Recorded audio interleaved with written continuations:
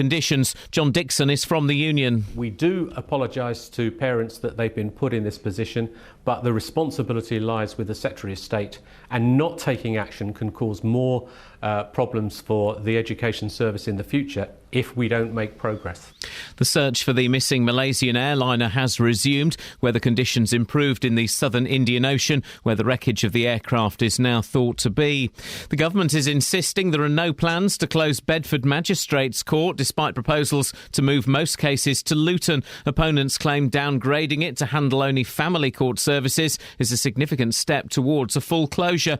Bedford's Conservative MP Richard Fuller raised the case in the Commons last night and was backed by his Conservative colleague, the North East Bedfordshire MP Alistair Burt. It looks like a duck, it walks like a duck, it talks like a duck, it's a duck. It's a closure. The number of people now known to have died when a small town was swept away by a massive landslide in the American northwest has risen to 24. Scores of people remain unaccounted for. One person has been taken to hospital after a house fire in Hertfordshire in the early hours of this morning. Crews were called to Aldenham Road in Elstree at about 1:30. 3 people escaped from the house after a fire in the utility room. The actress Gwyneth Paltrow has separated from her husband of 10 years, the Coldplay singer Chris Martin. She made the announcement on her website. In sport, Luton have taken another huge step towards promotion. Griffiths picks up now for Luton. 1-1 it remains. Race try hits the post, and then it's converted by Benson, and he has scored after Griffiths hits the post. It's Grimsby 1, Luton 2. John Stillside. Hurry up. Sorry, Simon, to interrupt. You're just running out of time a little bit for this bulletin, so if you could just speed it up a little bit, please, mate. Thank you. John Stillside, 17 points clear at the top of the conference. 17, that is in. Milton Keynes Dons' playoff hopes suffered a setback as they lost 1-0 at home to Gillingham. Watford conceded a stoppage-time equaliser in a 3-3 draw at home to Blackburn. Wickham remain in relegation trouble after a 1-0 defeat at Burton. Luton, 17 points clear. OK, Simon, we're going to have to end the bulletin there. We're out of time. Thank you very much for that. Unbelievable. BBC Three Counties Radio's big tour of beds, hearts and bucks. It's a nice place to bring a family. It's all about where you live. Garden City, you know, you have gardens, you have trees, you have flower beds. It's quite a nice community, actually. The people who come here are always really nice. All this week, we're featuring Letchworth. It's a really decent town, and people here are really friendly. Speaking of Letchworth, it's a decent town. It is lovely. Beds, hearts and bucks. It's a decent town. BBC Three Counties Radio. For those who think I was being rude to Simon Oxley. You were. I was. Yeah. But only because we have money involved in this. We got £5. He tricked me. He tricked me into doing a bet with him, and I bet that Luton wouldn't go up into another league championship thing. That's not the way I remember it. I remember you trying to trick him, thinking you were being tricky. It wasn't. Anyway, there's still the least trickiest bet ever. There is still plenty of time for Luton to muff this up and for that £5 to sit fresh in my warm pocket. Yeah? Yeah.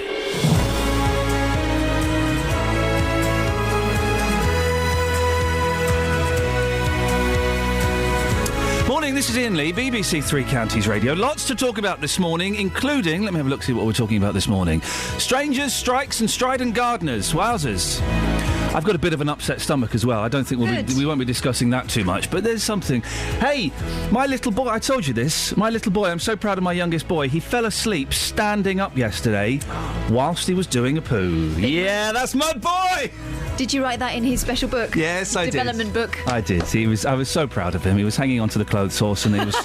Why did they do that? He was a heaving and a hoving and then he fell asleep. Good for him. 08459 455 555. Across beds, hearts and bucks. This is BBC Three Counties Radio. It's the doll's house in our house. Really? Yeah, that's the place. Oh, he's not very well, bless him. They've got this horrible bug. I say they've got it. They've given it to me. We've all got this horrible bug. Thanks to them. So I get my pleasures where I can, and that was being proud of my son for falling asleep standing up whilst doing a number 2. Come on, guys. How many can say that their kids can do that? Oh, he's truly amazing child. 08459. Morning, Kelly. You all right, cuz? Morning. You all right? Yes, are you? You're looking quite perky this morning. I'm always perky. You're always wearing that jersey as well, aren't you? I haven't worn this for ages. It's been in the wash. Okay. It's woolen. How are your one pair of jeans? They're drying now. He's wearing his school trousers. Got school trousers on today. Yep. I've got a little bit of yoghurt. I think it's yoghurt. That you've had since school? Sorry? That you've had since school? Yep, I can still fit into them. I can still fit in. You're all right, are you? I am. Are you? I'm great. Shall we start the show? Yes. Yeah? Yes. OK. Should we start with a song, or are we going to go straight into the item? I think we start with a go. Oh, OK. After 3. 1, 2... Well, no, hang on. Oh. Let's start with the song, because... Hang on a second, let me just show this down here. Can it be by the Monkeys? No, hang on a second. Oh, for goodness sakes. Right, so, OK, start us with a go. OK, 1, 2... Go! Go! Go! Hey, hey, mercy, woman plays a song and no one listens. I need help, I'm falling again. Play the drum a little louder, tell me I can live without her if I only listen to the band. Listen to the band.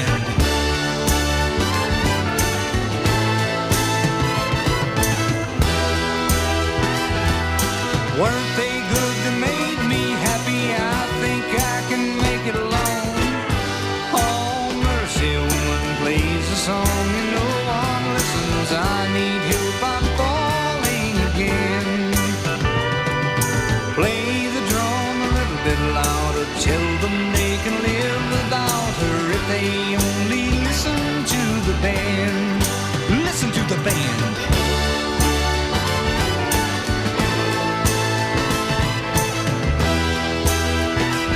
Now, weren't they good? They made me happy. I think I can make it alone. Oh, woman plays a song and no one listens. I need help, I'm falling again.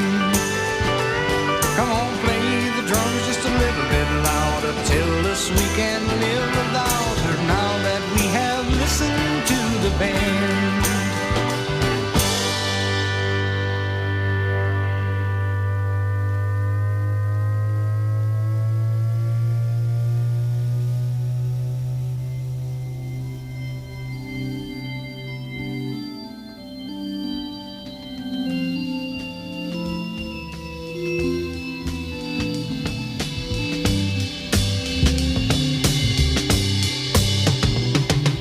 Listen to the band.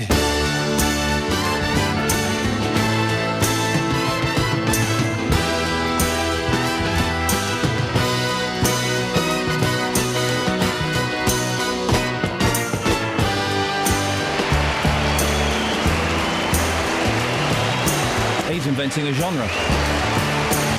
Forget your Graham Parsons, forget your Birds. Nesmith is inventing country rock there. Sings like Huckleberry Hound, doesn't he? He does sing a little bit like Huckleberry Hound, yes. Now, listen, this is a very serious story, and I was surprised when this came to light yesterday. Police are stepping up patrols in Bedfordshire in light of a series of reports of a man targeting girls on the way to and from school. The accounts of a stranger following and, in some cases, grabbing children in Dunstable and Leighton Buzzard are now being linked, with police issuing descriptions of the suspect and warnings to be vigilant. Well, Catherine Boyle has been looking into this. Catherine, what's going on? Well, what's going on seems to have been happening since mid-January, with the latest and perhaps most worrying incident happening last Friday.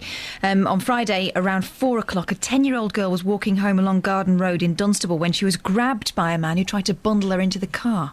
Here's Detective Inspector John McAdam with more details. The male has driven up next to the girl, offered them a lift, at which point the girl has rightfully said no, and the male has then made an attempt to grab the girl and force her into the car. Thankfully, the girl managed to make good her escape and alerted a nearby family member, but the car and the male had already gone at that point. So the police are now linking this case to 4 others which have happened since the start of the year. Significantly, the Beds, Herts and Cambridgeshire Major Crime Unit's been brought in to investigate. So has anyone been hurt yet during these incidents? Fortunately not. To take you through the other cases that are now being linked to this one on Friday, the first happened on January the 19th around midday when a 12-year-old girl was playing in Morris Road in Dunstable and a small car stopped. The driver spoke to the girl and asked her name before driving off. The second happened on March the 4th when a man was spotted following children on their way to and from school, so at 8:30am and again 3:30pm, in an alley which runs between Mentmore Gardens and Grovebury Road, that's in Leighton Buzzard. The third was on March the 7th at 7:45am. 2 13-year-old girls were walking to school in Union Street in Dunstable. They were followed by a white man, and this time we've got a description. A bald head, he was wearing black boots, blue jeans and a bomber-style jacket. The girls had to run away from him on this occasion, and when the man began to give chase before getting into a white vehicle and leaving the scene. The fourth incident happened on March the 12th. This time between 8:20am and 8:30am, a 12-year-old schoolgirl was grabbed by a man in Union Street, Dunstable, and the girl managed to struggle free and ran to school to report the incident. The thing is, you look at the first incident and it's someone being asked their name. There may have been things before that, but this was the first one that was reported. What are the police saying about this? The police are advising parents and carers to warn children about talking to strangers. Bedfordshire's Police's Children's and Young People's Development Officer, Richard Denton, will be talking to him later on. But he's contacting all schools in the Luton and Leighton Buzzard areas to warn them about what's happened and give personal safety advice to help keep children safe. So the obvious question is why it's taken so long for the police to link these incidents, which is something Detective Inspector John McAdam's defending. Unfortunately, these incidents have come through in different ways and reported in different ways. And at some points they were reported as a male engaging in conversation with a young girl. And it's taken, obviously, the severity to highlight and then the links to be drawn across the incidents. So give me the description that we have of the man. Well, the descriptions vary. Obviously, there's been a length of time involved here, and also the fact that these are young children giving reports means that the description varies. But the common feature in all these cases is that he's described as being white and balding. In some cases, he's described as 5'3" to 5'4" inches tall, and another of average height. In one case, he was wearing a red T-shirt, blue shorts, and possibly Nike training shoes, while in another he was wearing a grey jacket. In another case, he was wearing black boots, blue jeans, and a bomber-style jacket, and another time he was wearing a black bobble hat, blue jeans, a plain black hoodie, blue gloves and possibly Nike trainers. What advice is being given to parents? Well, the police don't want to alarm people. They just want them to be vigilant, really. They're stressing that these types of incidents remain rare, and during all the reports received so far, the children haven't come to any harm. Bedfordshire Police will be stepping up patrols in the areas that have been affected so far, and they're liaising with local schools, and they're asking parents and carers to take this opportunity to talk to their children about stranger danger and remind them about what they should and shouldn't do when approached by someone they don't know. And if people recognise the description or think they know the person, what they should call the police, I guess. Yeah, anyone with information relating to these cases is being asked to contact Bedfordshire Police in confidence, quoting Operation Openshaw. That's Operation Openshaw. Or they can call the police on 101. Or there's a text number if you want to text the information. It's 07786 2 000 11. 07786 2 000 11.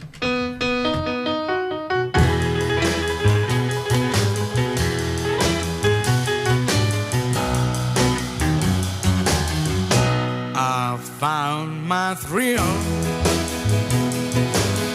on Blueberry Hill, on Blueberry Hill. When I found you, the moon stood still on Blueberry Hill.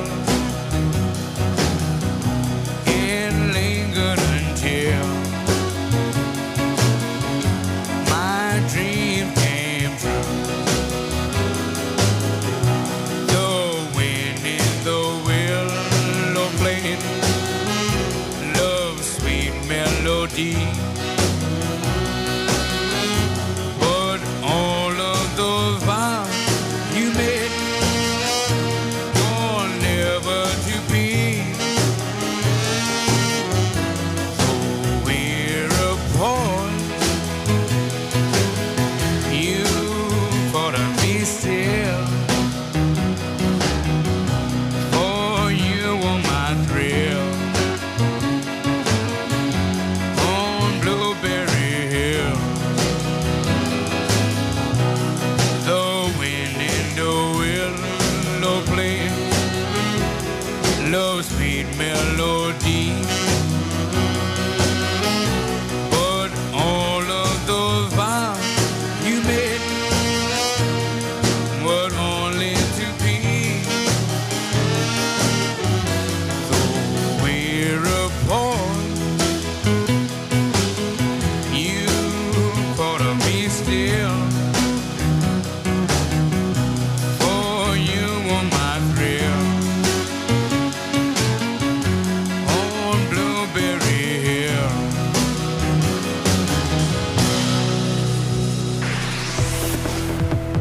Travel news for beds, cards and bugs. BBC Three Counties Radio.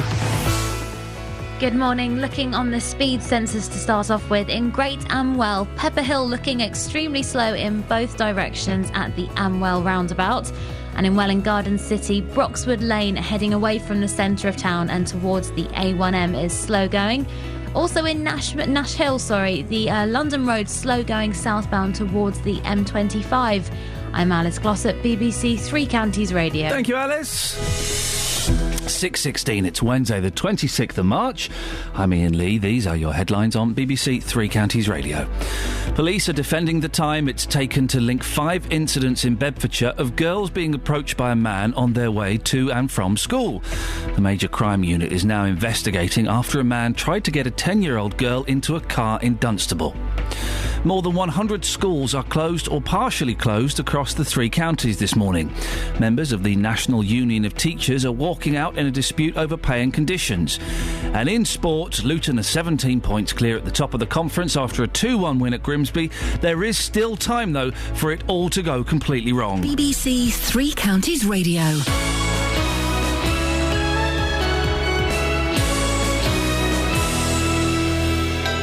Nick Coffer on BBC Three Counties Radio. How about a bit of murder and death, particularly local murder and death from the 19th century? I mean, one of the crimes in the book, I think there's a potential there for miscarriage of justice. Here until 3 o'clock this afternoon. More great music to come in the next 2.5 hours. Every once in a while, I like a little bit of epic on this programme. Nick Coffer. Today, I'm just outside of Aylesbury at Stoke Mandeville. I'm at Hula, which is an animal rescue centre in the paediatrics ward of the L&D Hospital. I'm in St Albans. Nick Coffer, weekdays from 12 on BBC Three Counties Radio.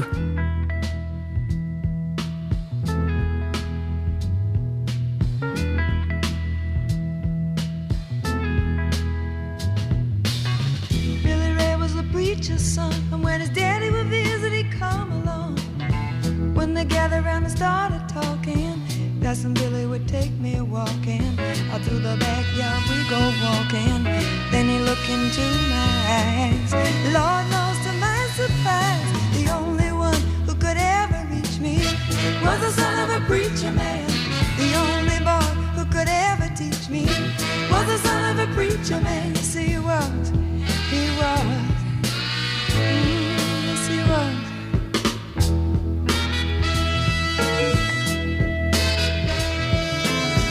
Being good isn't always easy, no matter how hard I try. When he started sweet talking to me, he'd come and tell me everything is alright. He'd kiss and tell me everything is alright. Can I get away again tonight? The only one who could ever reach me was the son of a preacher man. The only boy who could ever teach me was the son of a preacher man. Yes, he was. He was. Lord knows he was. Yes, he was. How well I remember the look was in his eyes, stealing kisses from me on the slide, taking time to make time, telling me that he's all mine, learning from each other's knowing, looking to see how much we've grown, and the only one who could ever reach me was the son of a preacher man. The only boy who could ever teach me was the son of a preacher man. Yes, he was. He was. Oh, yes, he was. The only one who could ever reach me. He was the sweet talking son of a preacher man. The only boy who could ever teach me. I guess he was the son of a preacher man. The only one who could ever move me sweet was the son of a preacher man. The only one. Morning, this is Iain Lee, BBC Three Counties Radio. If you want to give us a call this morning, I suggest you do it now. The lines are quite busy. 08459 455 555 is the telephone number if you want to give us a call. Particularly keen to hear from you this morning if you're affected by the strike, the teachers' strike that's taking place Today, more than 100 schools are closed or partially closed this morning across the three counties as members of the National Union of Teachers strike over pay, pensions and conditions. We talked about this yesterday. Union bosses blame the government and more specifically the Education Secretary Michael Gove for refusing to address their long-standing complaints. Well, yesterday we had a call from one of the teachers striking today. It was Jacob from Luton. Well, it turns out Jacob is Jacob Hanif, the Labour Luton Borough Councillor for Round Green, and he joins me in the studio now. Morning, Jacob. Morning, Iain. So just to remind us why you're going on strike today. Mainly there's three main reasons. They are excessive workload of bureaucracy, paying conditions, and the unfair pension changes. OK. You'll be disrupting the pupils for a day, though, won't you? Is that fair on them? Unfortunately, it's not, because as teachers, our main commitment, dedication is to the kids, and unfortunately, we've been left with no choice other than to take, this industrial action. So we apologise to the parents and to the kids, but the government and Michael Gove in particular have left us with no choice. Gove isn't going to listen, is he? Gove seems to me to be a very determined man who makes his decisions and he sticks with them, however unhappy people are with him. But he's also come out fighting and said, look, I've got loads of head teachers have said they appreciate these changes, they think performance-related pay is actually a good idea, and he's saying that teachers support him. Oh, wow, that's a wonderful bit of spin. I would like to meet those teachers because you find that they're few and far between.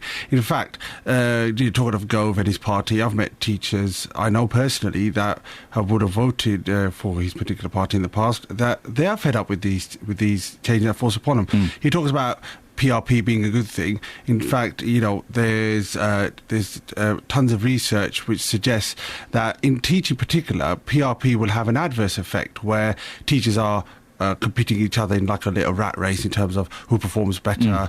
Ofsted standards will be used to, penalise teachers. And it's a very punitive system where it all comes down to how well you get on with your head teachers. And I know of quite a lot of head teachers that are giving out two-term contracts so they get out of paying teachers for the summer holiday. So we've got these professional, highly qualified young individuals who could be earning a lot more in the private sector, having to go without pay for months at a time, and they've got children and they've got mortgages and so on and so forth. 08459 455 555. I'd love to get your thoughts on this morning. I know that Justin Dealey is out and about this morning. Morning, Just. Hello, Ian. You've been out talking to people about today's strike, haven't you? Have you encountered much sympathy for the teachers? No, sadly not for your guest in the studio. I've been asking people if they have any sympathy for teachers striking today. Here's what people had to say. I don't agree with it, They got better pay than we have. So you've got no sympathy for them whatsoever? No, none whatsoever. I mean, some people I spoke to yesterday said that teachers are lazy. Would you go along with that? No, not lazy, but they got a job, they chose it, they should do it. I do my job. I could do with more pay, but I don't go on strike. Well, I think they get quite a lot of holidays anyway, don't they? All that time off. We've all got to suffer with the cutbacks, and the government and the country's got no money, so let's all take the burden of the cutbacks. I mean, I'm not putting words into your mouth here, but do you think almost teachers think that the world owes them a favour? I don't know. My brother's a teacher, and if I spoke to him, he'd have very strong opinions about how the government's cutting back his pension. It's not what he signed up for when he first joined, and now they're changing the goalpost. So I suppose from that perspective, then, I can see their point of view. Again, madam, you're in work today. Yeah. What do you think about this teacher strike? Well, I don't think much to it, actually, because the people, want to go to work and they need their children to go to school so that they can, go to work to earn a living, otherwise they can't. So it's unfair on the parents? It is really unfair on the parents, yes. I mean, do you think that teachers get a bad deal in this country? No, not really, with all the holidays they get and all the inset days they get. I mean, they get a lot more than what us normal working people do. So it annoys you when you hear they're striking again? Yes, it does really. There's a lot of anti-teacher feeling there, Justin. Surely they're defending their rights and they're fighting for their principles. The thing is, though, Ian, I think, every time we talk about this, it's a teacher strike again, and I think a lot of people are finding it very, very tough themselves. But those people, as you heard from that first man there, they're not striking, are they? Justin, thank you very much indeed. Jakob, not much support there from people, the random person on the street. I'm not surprised, because the way Gove, who's got full-time spin doctors working for him, will have us, believe that teachers have got it easy. I mean, the bottom line is, Ian, is that we're doing this for the future of our children, of the next generation. And going back to PRP, kids will be affected because their teachers will be stressed out, worried about how are they going to come up in the observations, have they done all the paperwork, and throughout all of this, nobody's talking about, are the kids enjoying their lessons, are they learning, are they achieving, are they making progress, and how can kids enjoy and achieve and learn if their teachers are stressed out, having a bad day? Because I've had days saying, "Sir, you're all right," because kids are very, they're very good at reading body language, and they can tell straight away if you're not with it, and then that affects, their lessons. So hang on, you've got pupils coming up to you going, "Excuse me, sir, you all right? You seem a little bit miserable today." Yeah, they pick up on it straight away. Yeah. I mean, and in fact, where I've gone in bubbly and they said, "Oh, are you feeling all right? You're a bit too happy, aren't you?" I said, "Yeah, Yeah. And I felt that has an effect straight away on. Isn't the government's... Isn't what Gove's doing, though? He's trying to weed out the kind of weak links, the teachers, and we all know there are teachers that aren't very good, that are rubbish, and he's trying to weed those out and raise the standards. Raising standards... based on the change that he's brought in the last 3 or 4 years, head teachers can now hire unqualified teachers. Okay, they all they need to have is a 2 and above in a degree, and maths English GCSE. Isn't that only in free schools, or is that in normal schools as well? In academies as well, free schools, because the thing is, because these schools are not accountable to a local authority, so they don't have any local accountability. Head teachers now are more at liberty. But you couldn't do that in your average school. That's only in free schools and academies, isn't it? Yes, it is, yeah. Okay. Well, in the past, head teachers did take on unqualified teachers, but there had to be plans in place for them to go on and get qualified. So, are we saying that we're going to have unqualified people going to teach our kids, and their whole futures depend on that? Whereas, we wouldn't expect that when we go to a hospital or to solicitors or to the dentist. So why should we expect that for teachers? More strikes planned? Hopefully not. I mean, we just want Gove and the Department of Education to sit down and talk to us, because I'm telling you that, Ian, I'd rather be going to work right now. Yeah. And I'm missing my kids. Because for me they're like my own children, and and I would, it's just I just don't want to, I'd rather be at work right now. NUT rally in Luton today at lunchtime. What's happening there? At midday on Market Hill, in the little bandstand area by the Debenhams Barclays area, there will be some speeches by members of the your regular teachers. You got I believe one of the MPs is coming down, and some other members of the trade unions coming down, because this is an attack on working people, basically. And I think we have a lot of support, but the spin and the odd bit snippets that Gove and his team are very good at will have you believe that we don't have any support. But Jakob, it's nice to see you. Thank you very much for coming in at a ridiculous time in the morning. Keep listening, because I'm sure you'll get lots of different opinions on the phones this morning. If you want to give me a call, 08459 455 555. Travel news for beds, cards and bugs. BBC Three Counties Radio. On the speed sensors in Little Brick Hill, Watling Street roundabout, all approaches there to the roundabout are quite congested at the moment. And in Welwyn Garden City, Valley Road is slow in both directions between the A1M and the centre of town. Between Marshallswick and Sandridge, the St Albans Road struggling in both directions, but public transport, that's looking good. We've got no reported problems. I'm Alice Glossop, BBC Three Counties Radio. Across beds, hearts and bugs. This is BBC Three Counties Radio.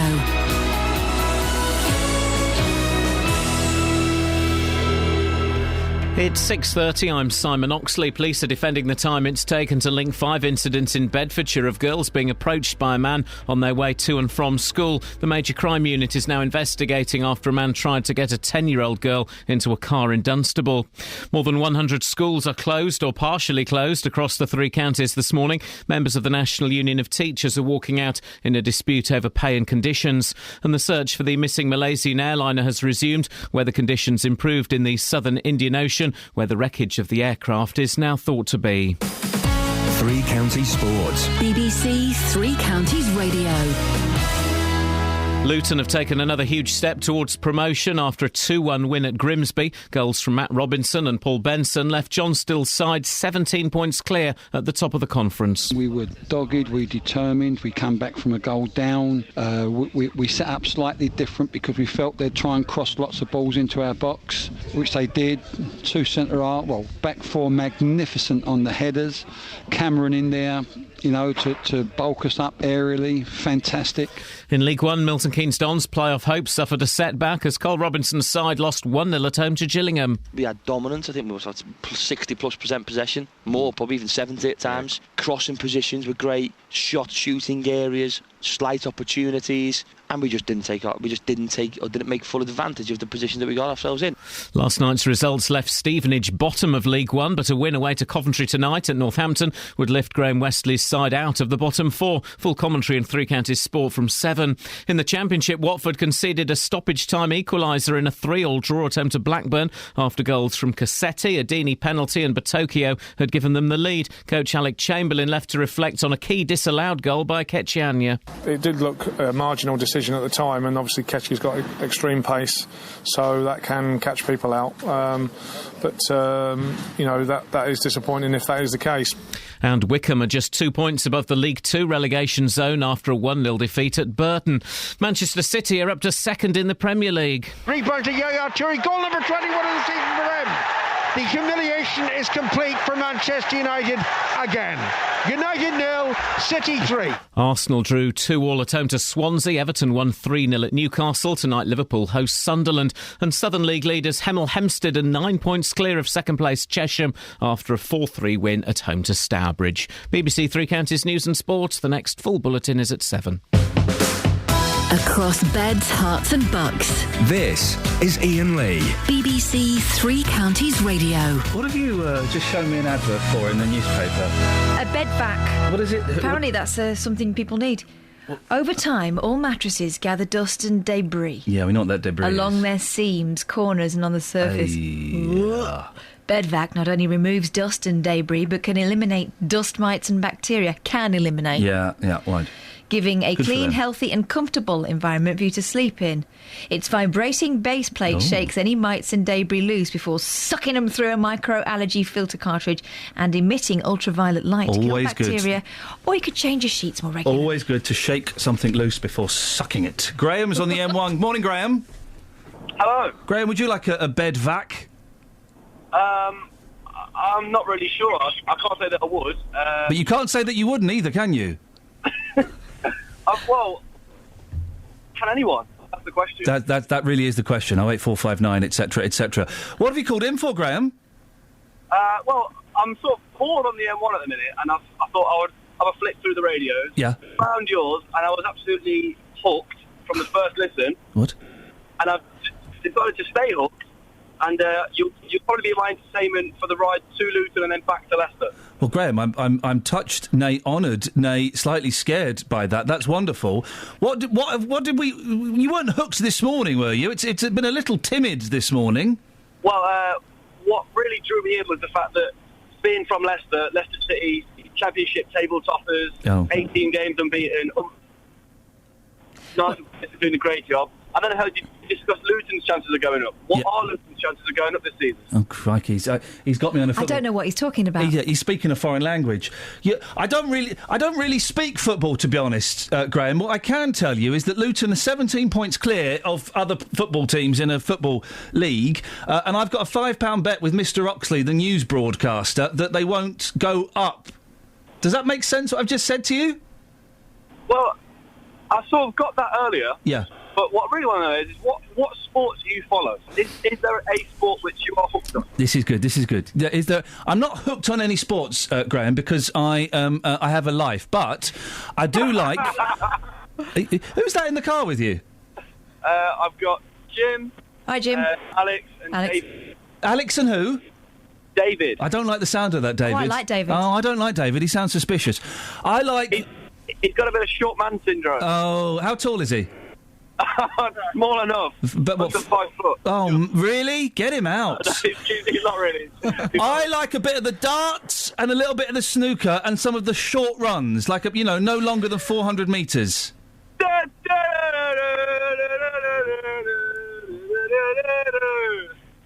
you one of them? I don't know. Sing it again.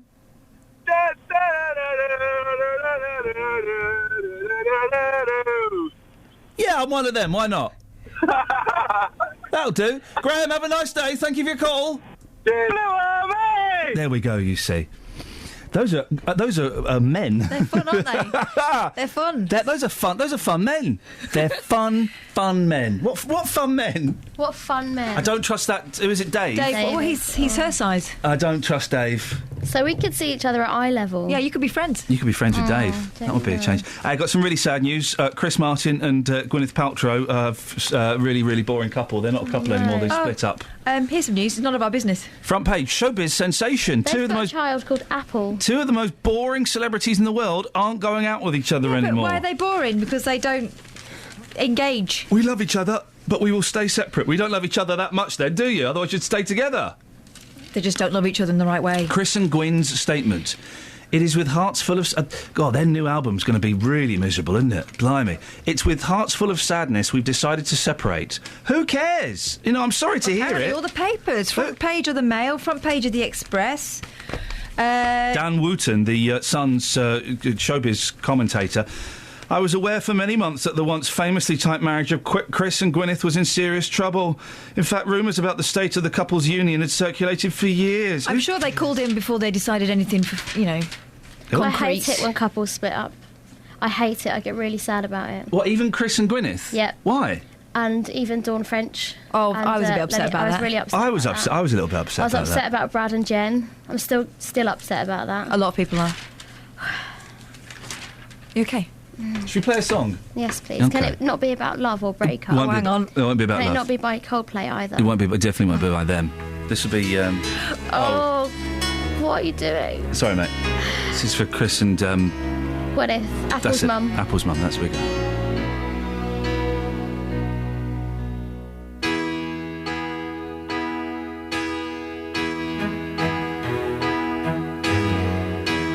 Everybody needs a little time away.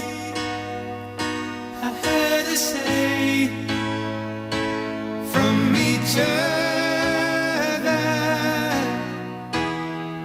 Even lovers need a holiday.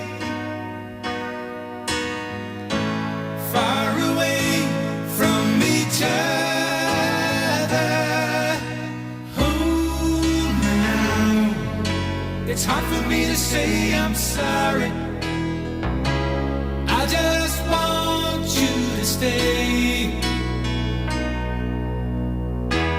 After all that we've been through, I will make it up to you.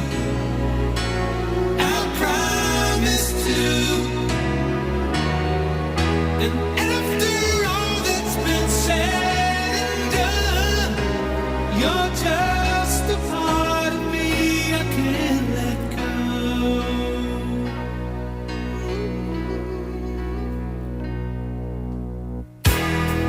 Couldn't stand to be kept away just for the day from your body.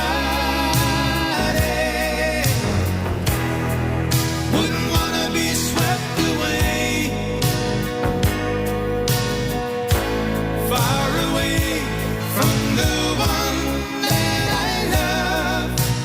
Oh, now it's hard for me to say I'm sorry. I just want you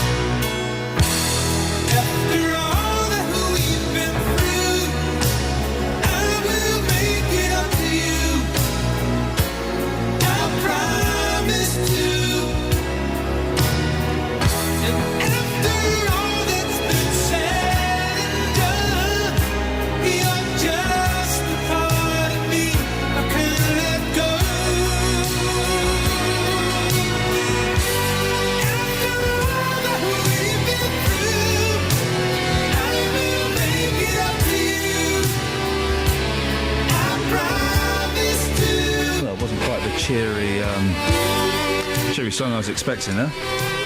So, it took longer than I expected, but there's a picture of George Osborne playing bingo. He's Has he got bingo. a dabber? No, he's playing like old people's homes bingo, where you don't get a dabber, you get like a little plastic. Rubbish, he's not playing that. No. For a man who loves a game of bingo... She's playing it and he's trying to pull the thing away from her. George Osborne appeared to need help yesterday in telling his two little ducks from his two fat ladies. How do you know the numbers? He asked Shirley Nixon during a visit to Cardiff to publicise the cut in bingo tax unveiled in the budget. Having been shown how to mark his card, Mr Osborne, who'd been among politicians rushing to profess their love of the game after the government was accused of patronising the working classes, nearly scooped the £300 prize pool. I never expected to give the Chancellor a lesson in bingo, said Mrs Nixon. Nor do I expect to give him a lesson in love. But I did both. What a wonderful afternoon. What? I made that last bit up. That was a bit I was interested in. Yeah, I made that last bit up. But he looks like a plum. Well, he needs to be... he should have had a pint of beer, a pasty, and they should just combine all of the things, and he should be supping on a petrol pump. What? To show that he's saved money on petrol. So I don't know. I hate all this Don't talk nonsense. to me about petrol pumps. Why? I think I got done at one. Why? What happened?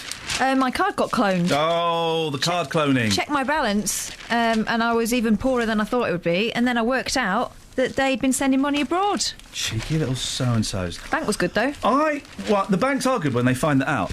I had to go... This was a few years ago, and I had to take the cat to the vet, and I had to pay, and the vet declined the card. Sorry, we can't... The card isn't working. Oh, no, let's... Sorry, the card isn't working. I said, no, it should be. Oh, well, we sorted it out some other way.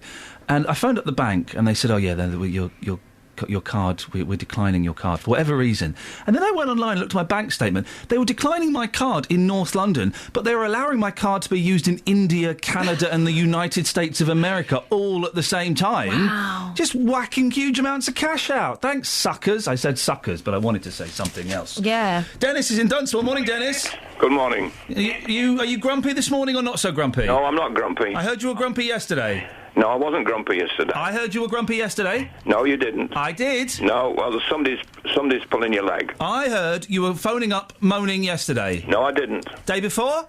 No. I didn't phone. I deliberately told your acolytes that I didn't want to speak to you. Yeah, so you were grumpy? No, I wasn't. Why did you tell my acolytes you didn't want to speak to me? Because I was too happy. I didn't want to be upset again. Oh, I see. Now you then. sound like you've got a right cob on this morning. No, I haven't. You sound like you have. No, well, I'm sorry. Well, no, you sound... listen, you can apologise all you want. I feel sorry for the kids that are listening. I do. Yeah. I feel sorry for the children that are listening to this break-up marriage. What break-up marriage? Me and Catherine? No. We've not even got married yet. Give us a chance. No, quieten down.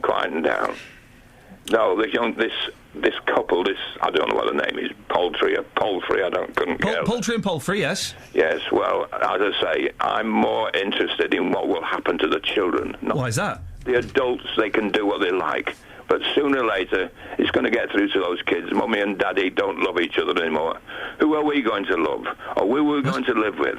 It's the children I feel sorry for, not the adults. The adults are idiots to start with. Gosh, someone really has got out of the wrong side of the marriage. Yeah, but surely it's better if their mum and dad have decided that they can still be parents, but just not in the same house. You don't want them trying to make it work for the children and making their life a misery. They should have worked at it a bit harder in the first place. They worked at it for a year, they said, which is pretty good going, if that's the case. Yeah, but... Because quite often, nowadays, people go, I don't love you anymore. Should we get divorced? Yeah, go on then.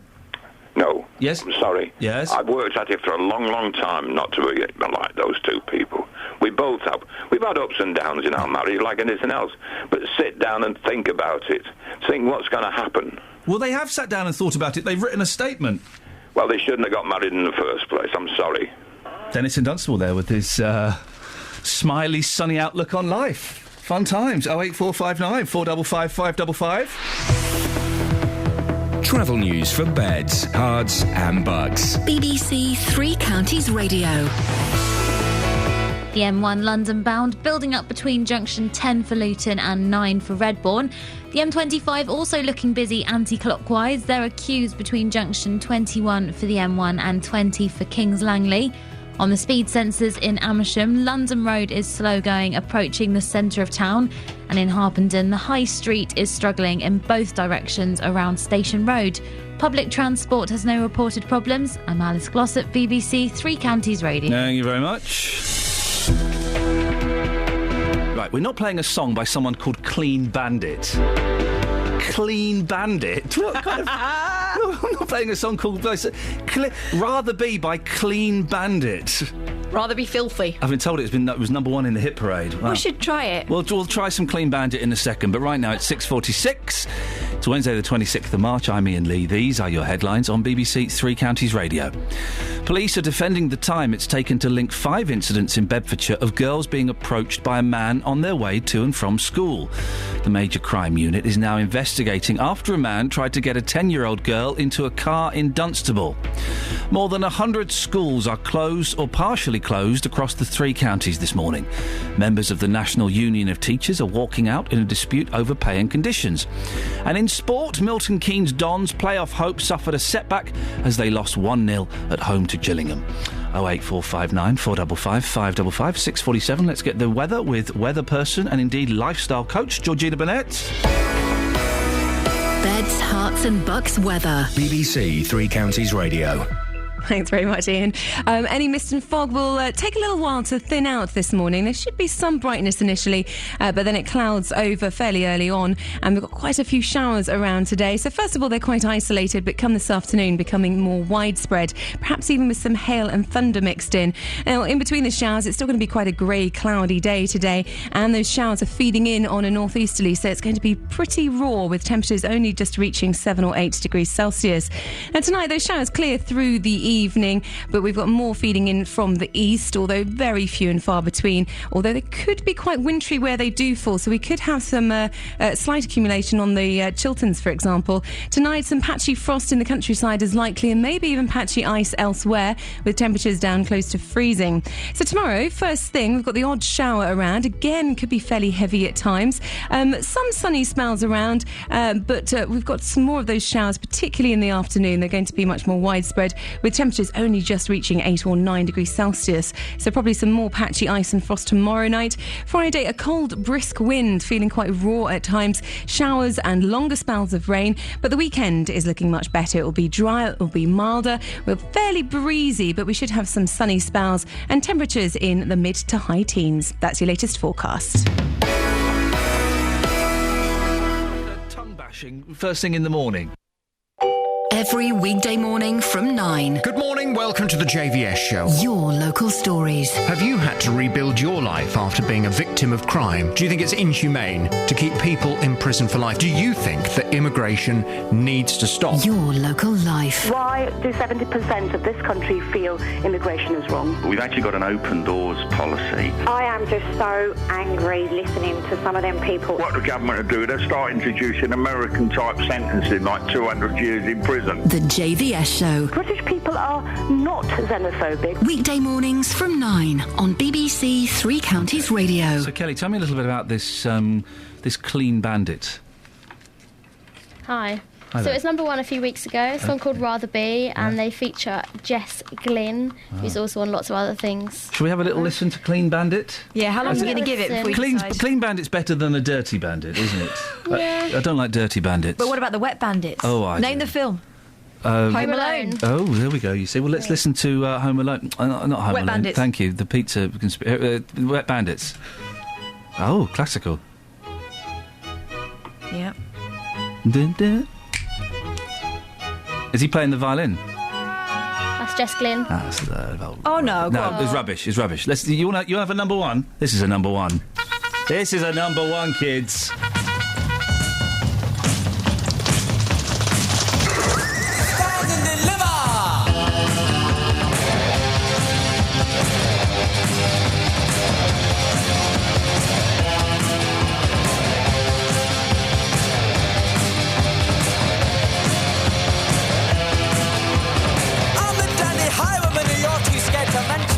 I spent my cash on looking flash and grabbing your attention.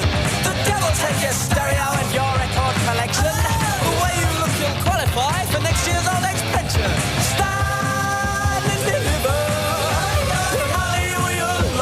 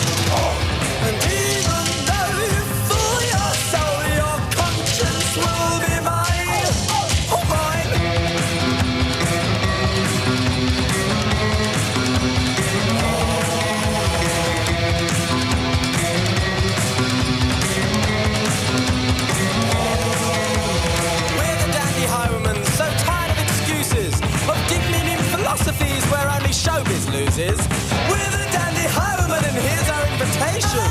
Throw your safety overboard and join our insect nation. Stand and deliver the honey of your life. Try the mirror, can't find a root knife.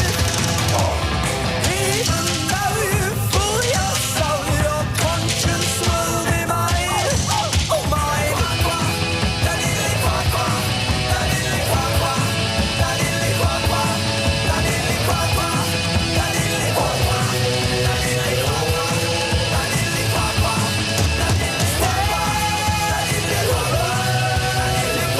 Take that, you dirty, wet bandits.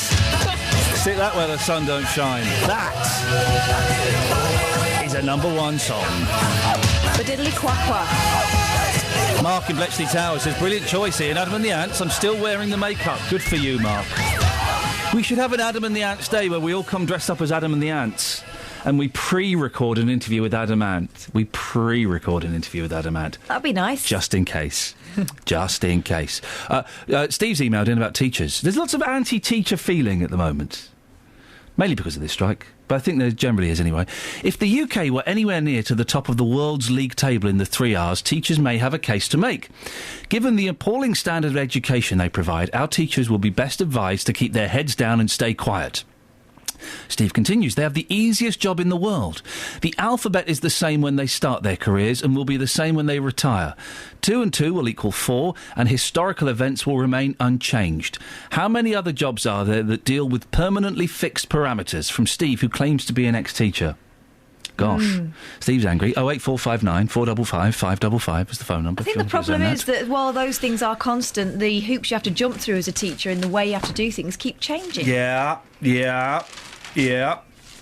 What else you got in the papers? There's not a lot in the papers today. Oh, there's that awful case of the 2 carers who've been banged to rights for being caught on camera smacking this poor lad around who very badly brain damaged.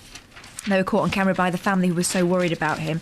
It's just awful that anyone can get away with that or would think to do that. Let's name them. Rita Page, 68, and Lynette Crook, 33, caught smacking the young victim's legs and swearing at him as they changed his bedding in a hospital. Page could be heard saying on the tape, "You won't beat us, you B-word. There's this very fine line between abuse and neglect." Dearie me. On the same page of the Express, children's pocket money soars to £12, claims Sarah O'Grady, social affairs correspondent. Well, come on, pocket money correspondent. Grown-ups may endure pay freezes, but lucky children have seen a pocket money boom. Is it a boom or I thought it was a boon. A boom? I thought it was a boon. A boon is like a sweetener. A boom is an increase. A boon is a drunk detective on a motorbike. Yeah. The weekly treat has soared by 211% in the past 20 years. It averaged £2.42 back in 1994, equivalent to £4.09 in today's money. But now, children of 1994 are mums and dads themselves and hand over an average of £12.74. Today's youngsters buy computer games and clothes, while their parents... Hang on, Sarah O'Grady, social affairs correspondent. She's wasted page in a space in the newspaper saying, today's youngsters buy computer games and clothes, while their parents went for sweets and magazines. Yeah, and rainbow rubbers. What, at that age? I used to like it, yeah. Oh, for the erasers? Yeah, and pencils. That's what I'd spend all my money on. The Express, if you go to page 12 of the Express, it's the opinion column. Who writes the opinion column? I don't know. Well, this is the Express's opinion. It's good news that inflation has dropped to 1.7% and could fall further in the coming months. Yet there is one group in society who will not be unduly worried about the inflation rate: children. With pocket money... Because they don't know about money. I don't understand the inflation rate either. With pocket money rising by a whopping 211% during the past 20 years, Britain's kids are better off than ever. That's not an opinion. That's just reiterating what that woman said. Yeah. Children are getting more money. Doesn't go as far, though. Don't go as far, does it? I remember when the Beano was 12p. And you'd only get a free gift every now and then. Now my children choose their comics on the basis of what the toy is. Based on the free gift. I remember going to the Wentworth shops in Slough, and because you could get one of those crackers. Do you remember the crackers that was a bit of paper and you went... Crack! Yeah, and it would make a cracking noise. Yeah. I remember being or very you get excited Highland toffee. Yeah, remember that. Now you get, like, fake doctor's kits because of Dr. Range. Mobile phones. Yeah, you get that, or you get cheap Thomas toys. I give those toys about a week before they find their way to the bin. They don't even last that long. They just break. Have you got anything else in the papers? No. Should we play... No, we're not playing that again. Oh, we haven't got time to play a song. Face snap?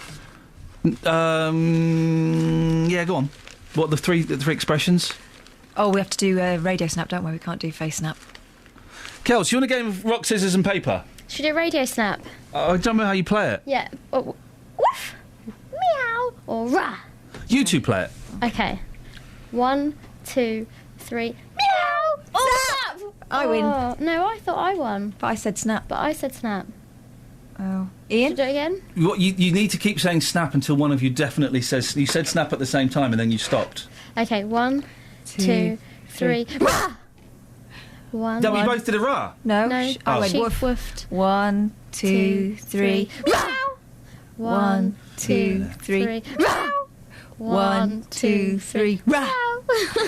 That really get out. Out. Oh. So I was going to play a minute of this. I haven't got time now. I'm certainly going to play a minute of this. Well, they're the same song. They sound very similar introductions. Right, let's talk about teachers. If you want to give me a call, how are you affected by the teachers' strike this morning? Have you got sympathy for the teachers? 08459 455 555. We seem to be getting quite a lot of anti-teacher sentiment. Well, our guest earlier on, Yaqub Hanif, who is a teacher and a counsellor, said that it's possibly coming from the Gove anti-teacher spin doctoring, if that's not too bizarre a sentence. What do you think? Have you got sympathy for the teachers who are out on strike this morning? 08459 455 555. This is BBC Three Counties Radio. Let's get the travel news now. Here's Alice. Travel news for beds, cards and bugs. BBC Three Counties Radio. On the M25 anti-clockwise, there are queues between junction 21 for the M1 and 20 for Kings Langley. And in Bricketwood, the North Orbital very slow at the M25 junction 21A roundabout. On the speed sensors in Welwyn Garden City, Valley Road slow in both directions between the centre of town and the A1M. Also in Cheshunt, the A10 southbound building up between Turnford and Waltham Cross. Public transport, that's looking good. We've got no reported problems. I'm Alice Glossop, BBC Three Counties Radio.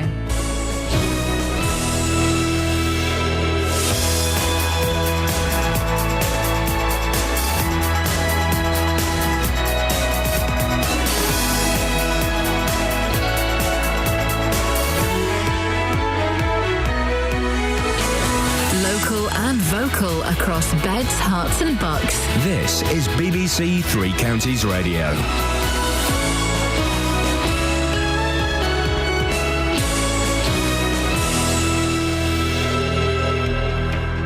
It's 7 o'clock. I'm Simon Oxley. The headlines: police warning after schoolgirls targeted in Bedfordshire. Teachers defend strike action. And Luton Town another step closer to promotion. BBC Three Counties Radio. Police are defending the time it's taken to link 5 incidents in Bedfordshire of girls being approached by a man on their way to and from school. The major crime unit is now investigating after a man tried to get a 10-year-old girl into a car in Dunstable. There have been 4 other less serious cases in Dunstable and Leighton Buzzard, the earliest in January. Detective Inspector John McAdam has this advice. We don't want to see everyone panic. The main thing is that children understand that there are strangers out there. The real message is, for children to do exactly what they've done in this case, in each of these cases, is don't talk to the strangers, don't go with a stranger, definitely don't go near a car or get into a car with a stranger. More than 100 schools are closed or partially closed across the 3 counties this morning. Members of the National Union of Teachers are walking out in a dispute over pay and conditions. John Dixon is from the union. We do apologise to parents that they've been put in this position, but the responsibility lies with the Secretary of State, and not taking action can cause more problems for the education service in the future if we don't make progress. The search for the missing Malaysian airliner has resumed. Weather conditions improved in the southern Indian Ocean, where the wreckage of the aircraft is now thought to be. The government is insisting there are no plans to close Bedford Magistrates Court, despite proposals to move most cases to Luton. Opponents claim downgrading it to handle only family court services is a significant step towards a full closure. Bedford MP Richard Fuller raised the case in the Commons last night and was backed by his Conservative colleague, the North East Bedfordshire MP Alistair Burt. It looks like a duck, It walks like a duck. It talks like a duck. It's a duck.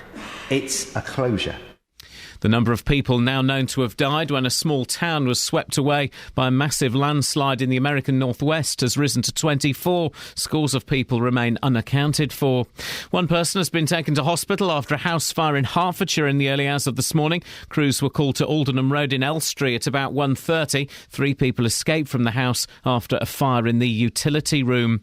The actress Gwyneth Paltrow has separated from her husband of 10 years, the Coldplay singer Chris Martin. She made the announcement on her website.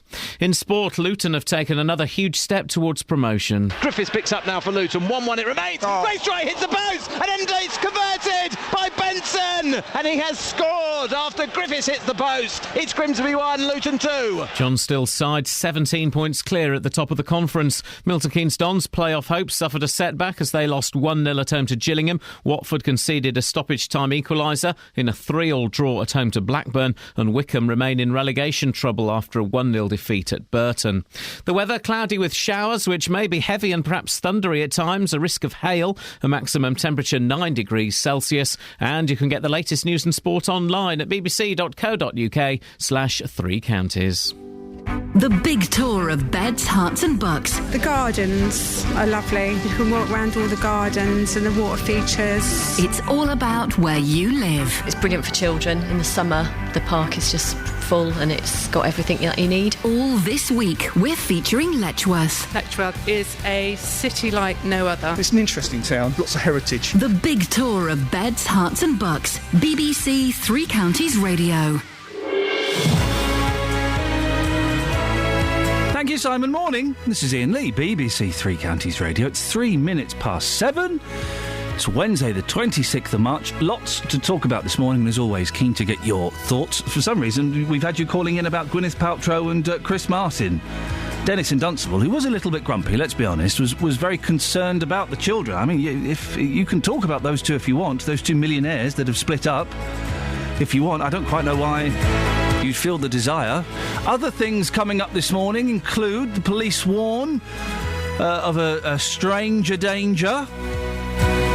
There is a teachers' strike that's taking place today. How is that affecting you? And all other kinds of bits and pieces. If you want to get in touch, facebook.com/BBC3CR. You can send me a text, 81333, start your text 3CR, or you can give me a call, 08459 455 555. Across beds, hearts and bucks. This is BBC 3 Counties Radio. Maff in Hanslope has sent a very angry teacher text in. Oh, hello, Mr. Teacher. Welcome to the real world. Want to get some sympathy? Why not march on Parliament on one of your 65 days holiday rather than annoy working parents who either have to take a day's holiday or lose a day's salary? So far, we've had no sympathy for the teachers who are on strike this morning. If you want to change the balance there, you're more than welcome to. 08459 455 555. Now, police are advising children and parents in Bedfordshire to be on their guard as they investigate reports of a man targeting young girls on their way to or from school. Detectives believe 5 incidents in which children were followed and in some cases grabbed in Dunstable and Leighton Buzzard are connected, and the case is now in the hands of the Beds, Herts and Cambridgeshire Major Crime Unit. Well, Richard Denton is the Children and Young People's Development Officer at Bedfordshire Police. Morning, Richard. Morning, Ian. Good to speak to you again. What do we know so far about this? I mean, as you just said, we've had 5 reported incidents where young females have been approached by a male. The most recent incident happened Friday, just gone, in Garden Road in Dunstable around 4 o'clock, where a man tried to get a 10-year-old girl into a white vehicle.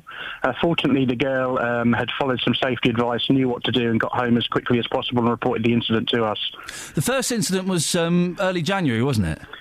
We did have some reports come into us early January to say that some girls had been approached on the way to school. They were thoroughly investigated by us at the time, and also the school was approached to give some personal safety advice to students. Why? Some people might be questioning, Richard, why we're only hearing about those events now towards the end of March.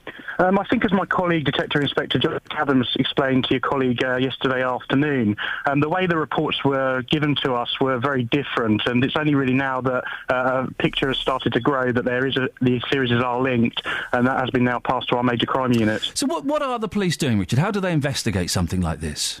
I mean, obviously, there's lots of investigation we can do, CCTV, obviously looking for witnesses, speaking to the people involved. From my point of view, we're working really closely with the schools. So we're going into schools, we're offering personal safety advice, we're writing to parents, writing to schools, giving lots of advice around, making sure when children are walking home, they're walking in groups, staying alert, keeping an eye on everything that's happening around them. And also, if they think something is odd, to make sure they give us a call, because quite often children can be a bit afraid to call the police, but certainly in this situation, we're saying if you think something's not right or you're being followed, then make sure you call us as quickly as possible. It must be difficult to strike the balance between informing the public and not causing alarm. You're so right there, and obviously we want to be open and honest, to what's going on. We do get numerous reports on a weekly basis of suspicious incidents, and as I said, they are investigated thoroughly. Certainly, when we start seeing incidents linked, that's when we will obviously issue an alert to schools and obviously to parents and guardians as well. And what is your advice to parents and children? I mean, as I was just saying, it's really that personal safety advice and, the old-fashioned stranger danger, although we tend to use safe strangers and safe buildings now. So, we talk around if something's not feeling right, you get an oh feeling in your tummy, i.e. you've got butterflies, your heart's going fast, you think something bad's about to happen. Make sure you approach what we call a safe stranger, i.e. a stranger in uniform, or you head to a safe building somewhere where strangers in uniforms would work.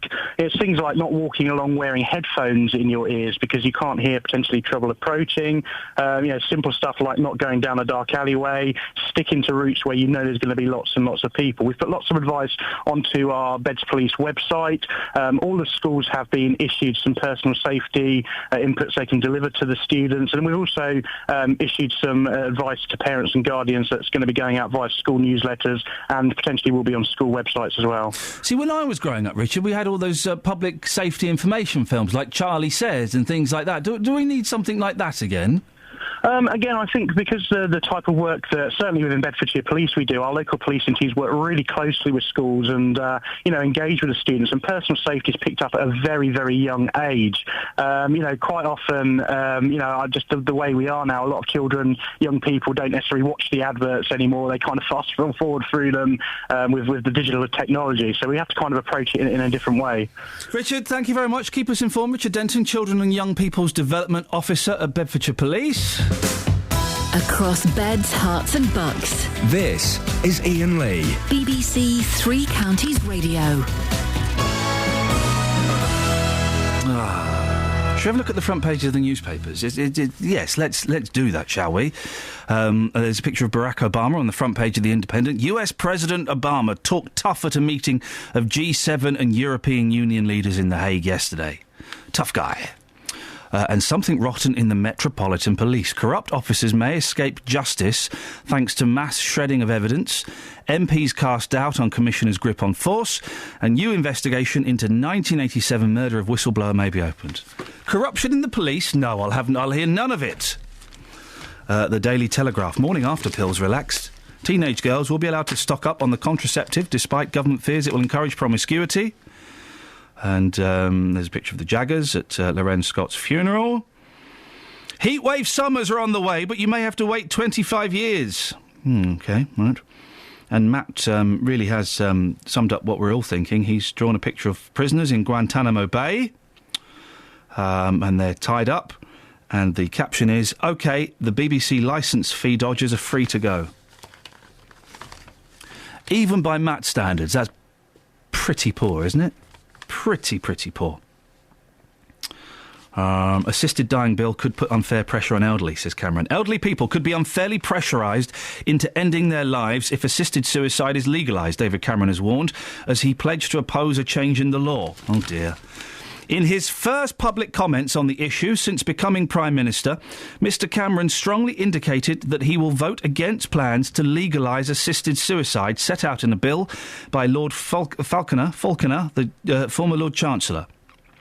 The proposals, due to be put to their first parliamentary vote within months, would legalise so-called assisted dying, allowing doctors to prescribe lethal doses of drugs. Oh, David Cameron, come on, pull your finger out. You know it makes sense to allow that to go through. Come on, The Times. Miliband is not fit for number 10, say most voters. Even Labour supporters are not convinced.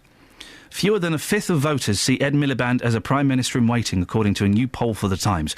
Only 19% said they could imagine Mr Miliband in Downing Street, unchanged from September 2012. The policy should be an important thing, but he looks like a plum. He does look like a plum, doesn't he? And when he was voted, this is the reason I got kicked off of the Stephen Nolan show. I used to go on the Stephen Nolan show, right, on 5 Live, and the reason they stopped asking me back is because I had a row with some Lib Dem dude. He was an idiot. This guy was an absolute muppet. Basically, it was me saying, Ed Miliband will never be Prime Minister. Why not? Because he doesn't look like a Prime Minister. Well, that's irrelevant. No, it's not.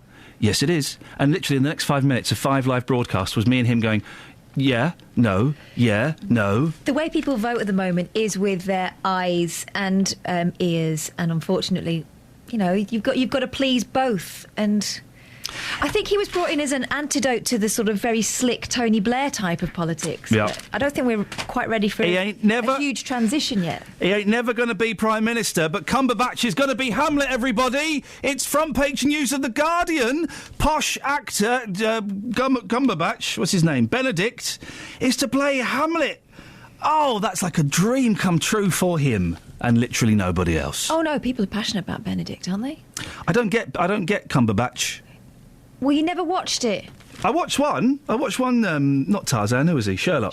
Did you really? And you didn't like it? I thought it was rubbish. I didn't like the way when he touched a woman, words popped up. All right, well, that's a part of the show. It's not the whole show. That's an integral part of the show. Did you ever see Moriarty? He was like an evil Paul McCartney. Well, Paul McCartney's quite evil. You'd have liked him. US to stop bulk collection of... who cares? The Daily Express, crazed pilot's suicide plunge. Oh, hang on, the Express have got an exclusive on this. Jet passengers were knocked out at 45,000 feet. Wow! They know what happened to the Malaysian airline, the Express, and only the Express. Let's read on. The pilot of the doomed Malaysian jet may have sacrificed all 238 other people on board to commit suicide. Hang on, there was a word there that shot out at me. May. The pilot of the doomed Malaysian jet may... Oh, so they're just guessing. You can put guesswork on the front page of a newspaper these days. The pilot of the doomed Malaysian jet may have sacrificed all 238 other people on board to commit suicide, or he may not. We just don't know, and let's be honest, we never will know. And Gwyneth and that man have split up. The Daily Mail. As furore over shredded corruption files grows, Met Commissioner tells MPs, I don't even know what is missing. Police chief who hasn't got a clue. And that man and that woman are splitting up, Gwyneth Paltrow and Chris Martin. And the front page of The Sun, Chris and Gwen split up. I mean, really, who gives a monkeys about that? But it's on the front page of a lot of the newspapers. 08459 455 555, 7:15, BBC Three Counties Radio. Let's get the travel news now with Alice. Travel news for beds, cards and bugs. BBC Three Counties Radio. The M1 southbound looking busy on the sensors between junction 11 for Dunstable and 9 for Redbourne. Also the M25 anti-clockwise very heavy between junction 21 for the M1 and 20 for Kings Langley. In Kings Langley itself, the A41 southbound, we've got some queues to approach the M25 there. And also the A1M southbound struggling around junction 7 for Stevenage. Public transport has no reported problems. I'm Alice Glossop, BBC Three Counties Radio. Thank you, Alice.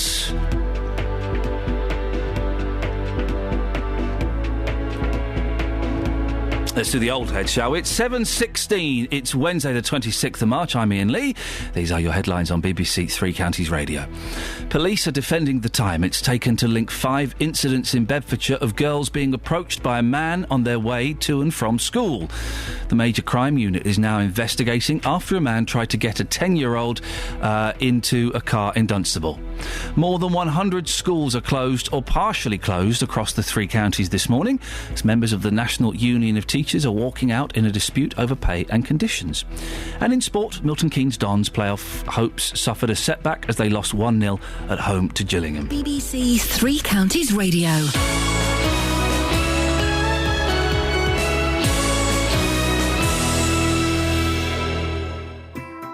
BBC 3 Counties Radio's big tour of beds, hearts and bucks. It's an interesting town, lots of heritage. I like the centre, I like the greenery, going around the Greenway as well. Inviting everyone to where you live. Garden City, you have gardens, you have trees, you have flower beds. And all this week, we're featuring Letchworth. Very pleasant place to work, and everyone's very friendly when you're walking around the town. If you've got a story everyone should hear about, let us tell them about it. It's a really decent town, and people here are really friendly. I just love Letchworth. The big tour of beds, hearts and bucks. BBC 3 Counties Radio.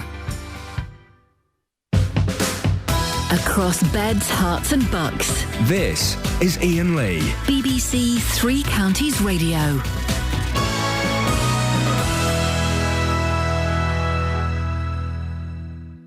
Oh, 08459 455 555 is the phone number. More than 100 schools are closed or partially closed this morning, much to the delight of pupils and the dismay of their parents. The National Union of Teachers has called a strike in reaction to what it sees as government intransigence over pay, pensions and working conditions. The trouble is their row has become everyone else's problem, as many parents didn't find out they've had kids at home today until late yesterday. Well, Sigrid Daniel runs the UK branch of care.com, which helps to find carers and childminders at short notice. Sigrid, we spoke to you yesterday. You were braced for action. Did a deluge come your way? Well, I think at times like this, for all parents, it's just such a challenge, and it can be a real scramble. And so I think, what you'll have found savvy parents will have done is they might have read about this already, and they'll have sort of made sure that their network's ready for action, if you like. That could be family, friends, or in our case, on uk.care.com, paid care. Do you have enough carers on your books to cover this kind of... Oh, certainly, yeah. Yes. I mean, we've got, any parent can register for free. You can, the easiest way to find out is just to post the job and your requirements straight away. And then you tend to get responses, dozens of responses within hours. Alternatively, you can also, before you post your requirements, do a postcode search, and you'll find that nationally we've got very good coverage. It can be very stressful for parents, can't it, when their usual situations change and they have to get somebody in to help them out? It is. It's very hard for working parents to keep that daily routine going anyway, and it often relies on, as I said before, a whole network, a village, if you like, of your family, your paid carers, your friends, and, everything's sort of timed to the last, half hour. So-and-so's got to be picked up here at 4, someone else at 4:30. And the days when things like a teacher strike or childhood illness happen, it's really tricky and challenging for parents.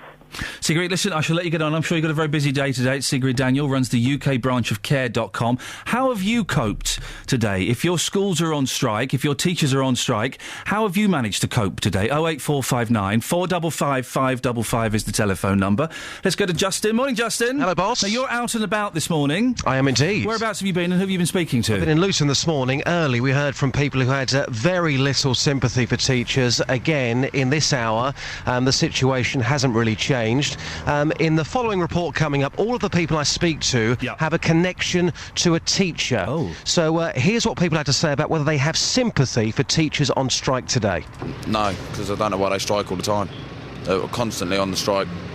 So why have sympathy for them? Well, it's over pay, it's over conditions. But they have enough time off for the 6 weeks holiday that they have off. They have teacher training days all the time. So my sister's a teacher and I think they have too much time off. So even though your sister is a teacher, you've still got this opinion? No, yeah, I don't see why, but people have different opinions, don't they? So when you see your sister, do you often think you look really, really tired, you look worn out? How do you cope? No, I don't think that at all, no. I don't. I spoke to a teacher yesterday. They said to me, I'm up until 12:30, 1 o'clock in the morning with paperwork. Is your sister in that same situation? Yeah, they have paperwork, but you have paperwork with whatever job you do, really, don't you? So That's the choices they made. They've gone to university to study and all that for it, so they knew what they were getting themselves into. In the grand scheme of things, do you think that teachers have got a good deal as we currently stand in this country?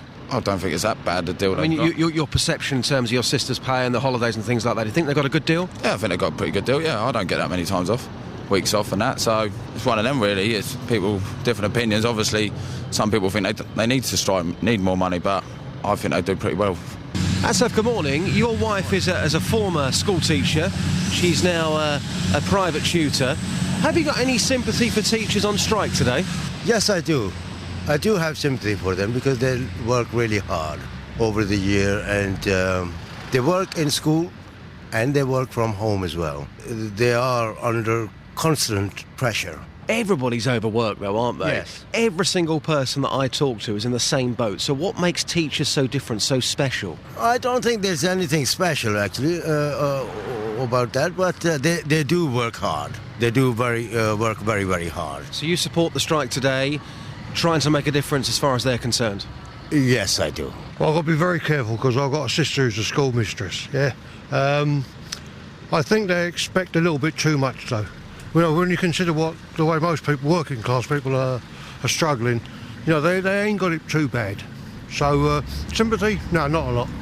I don't know what a schoolmistress is. That's a teacher, is it, just? I presume so. It's an old-fashioned term, but interesting to hear those people because they, of course, have all got connections to teaching, and two people, very clear views there, especially the first person, no sympathy whatsoever from him, and his sister is a teacher. I tell you what makes it slightly different from other public sector jobs is that we are entrusting our children with them. We're entrusting the future of the country with them by giving them our kids for however 6, 7, 8 hours a day, whatever it is. Absolutely. So it is an important job. Yeah.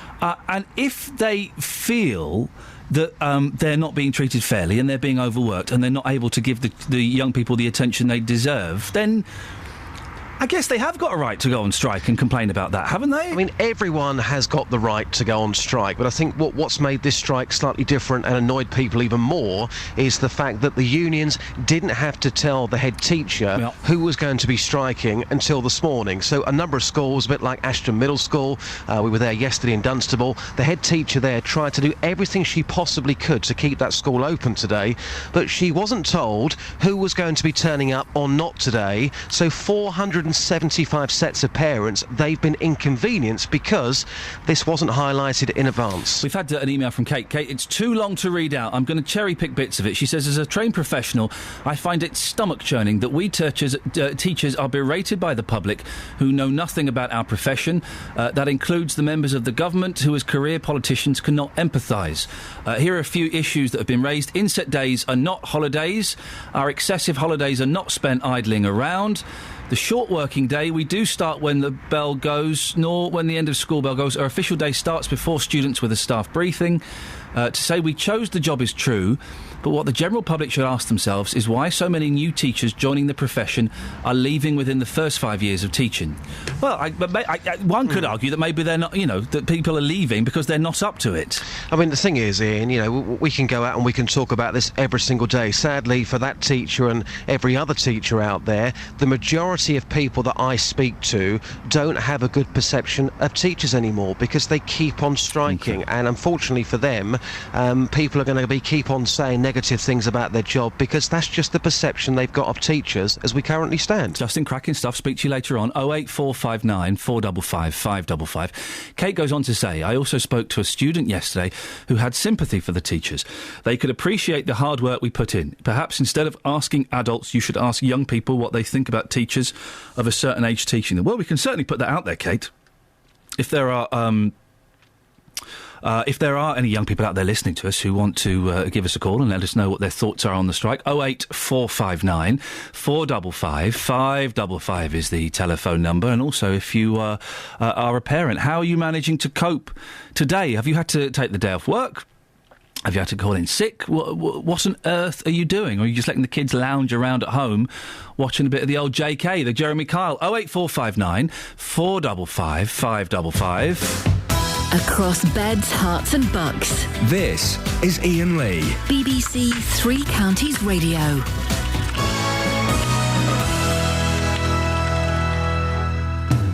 Call 08459 455 555. BBC Three Counties Radio. Right, let's have a look at the papers again, shall we? There's not a lot else happening, is there? Email. Have we got an email? I've just sent it to you. Let's have a little look. Yeah, Ian, I've been married nearly 29 years. We've had some tough times, which would be enough to break a marriage, including traumatic events. However, my husband is my best friend and we talk to each other. It's always sad when a marriage breaks up, but these days it's so easy to walk away. I don't think it is easy to walk away. I think that's a myth. I think that's a myth that people come out with, saying it's easy to walk away. No, it's not in the slightest. I think Dennis was quite right about his views. If there is any form of violence or abuse, then that's a different matter. Well, there certainly isn't in this case.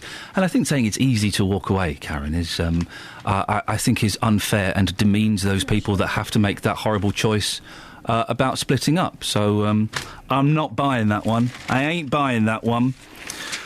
It's all in the papers today about Gwyneth Paltrow and Chris Martin splitting up. It's odd that it's front page story because they're not those kind of big celebs. I mean, they're big stars, but they're not the big kind of celebs, are they, really? That are often in Hello magazine and OK magazine and playing that kind of game. So it's odd that it's everywhere. Is anyone bothered by it? Is anyone really at home going, oh, no, that's awful. Oh, they've split up. Oh, dear, that's terrible. People don't care, do they? The only worrying thing is it means the next Coldplay album's going to be absolutely rubbish. Even more rubbish than normal. And boy, those are pretty bad records at the best of times, aren't they? 08459 455 555 is the telephone number. Hey, this is some proper pop sad news. David Cassidy's been done for drink driving again. I like David Cassidy. And if you want to read a dirty book, dear listener, go and get David Cassidy's autobiography. Hey. Man alive. What a naughty boy. Singer David Cassidy has been ordered to spend 90 days in rehab after admitting a drink driving charge.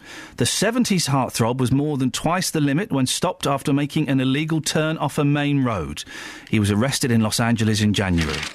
I like a little bit of David Cassidy. I saw him live once. He was adequate. 08459 455 555. Travel news for beds, cards and bugs. BBC Three Counties Radio.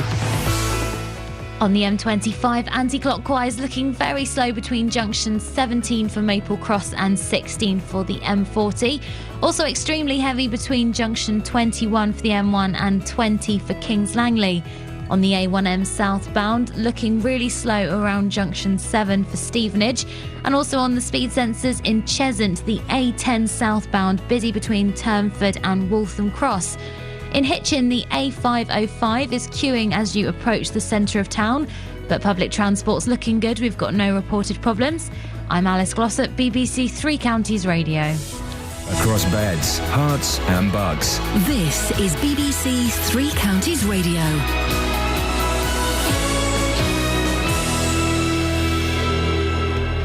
It's 7:30. I'm Simon Oxley. Police are stepping up patrols after 5 incidents in Bedfordshire of girls being approached by a man on their way to and from school. The major crime unit is now investigating after a man tried to get a 10-year-old girl into a car in Dunstable. More than 100 schools are closed or partially closed across the 3 counties this morning. Members of the National Union of Teachers are walking out in a dispute over pay and conditions. And the government is insisting there are no plans to close Bedford Magistrates Court, despite proposals to move most cases to Luton. 3 Counties Sports. BBC Three Counties Radio. Luton have taken another huge step towards promotion after a 2-1 win at Grimsby. Goals from Matt Robinson and Paul Benson left John Still's side 17 points clear at the top of the conference. We were dogged, we were determined, we came back from a goal down. We set up slightly different because we felt they'd try and cross lots of balls into our box, which they did. 2 back 4 magnificent on the headers. Cameron in there, to bulk us up aerially, fantastic. In League One, Milton Keynes Dons' playoff hopes suffered a setback as Carl Robinson's side lost 1-0 at home to Gillingham. We had dominance. I think we had 60+% possession, more, probably even 70 at times. Crossing positions were great. shooting areas, slight opportunities, and we just didn't make full advantage of the position that we got ourselves in. Last night's results left Stevenage bottom of League One, but a win away to Coventry tonight at Northampton would lift Graham Westley's side out of the bottom four. Full commentary in Three Counties Sport from 7.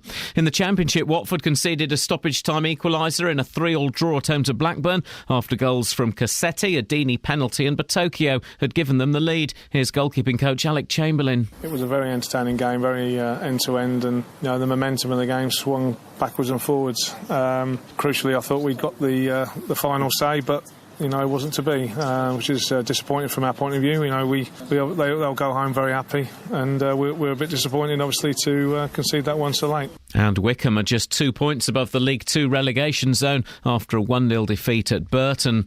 Manchester City are up to second in the Premier League after a 3-0 win at Manchester United. Arsenal drew 2-2 at home to Swansea. Everton won 3-0 at Newcastle. Tonight Liverpool host Sunderland. And Southern League leaders Hemel Hempstead are 9 points clear of second place Chesham after a 4-3 win at home to Stourbridge. BBC Three Counties News and Sport. The next full bulletin is at 8. Across beds, hearts and bucks. This is Iain Lee. BBC Three Counties Radio. Morning.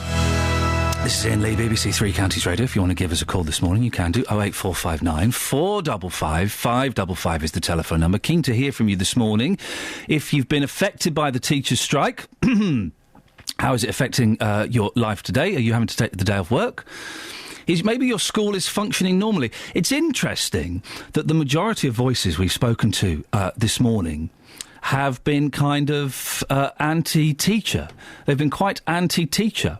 There's been very little support for the teachers and what they're going through and what they're having to do. 08459 455 555. What's your take on that? Pat's in Houghton Regis. Morning, Pat. Good morning, Ian. Pat, where do your sympathies lie? With the teachers. Tell me why, because they've not had much sympathy this morning.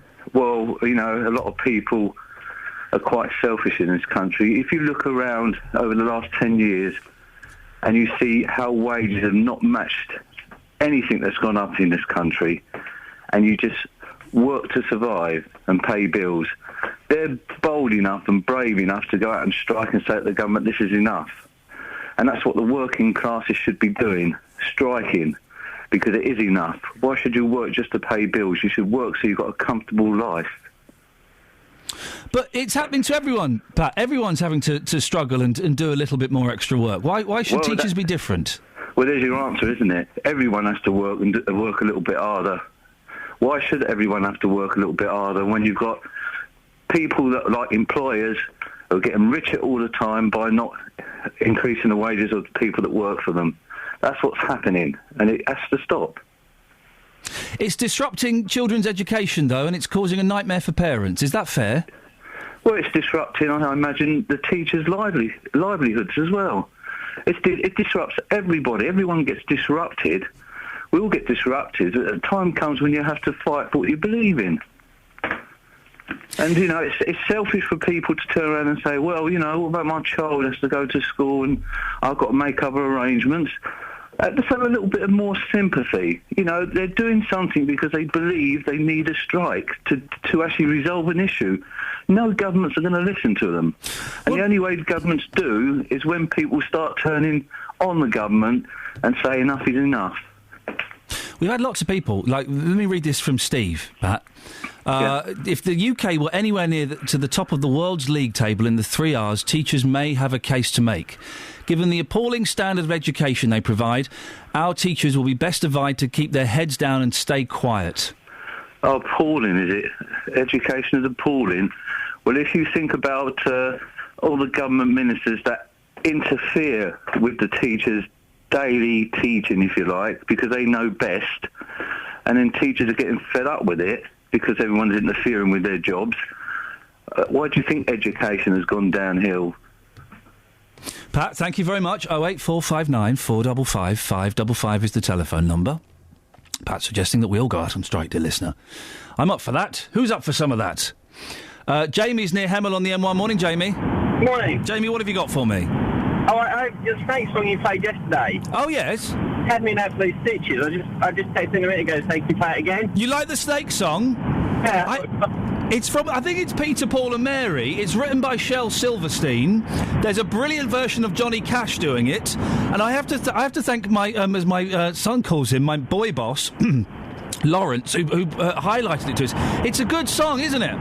Yeah, I thought so. Jamie, here it is just for you, sir. I'm being swallowed by a boa constrictor. I'm being swallowed by a boa constrictor.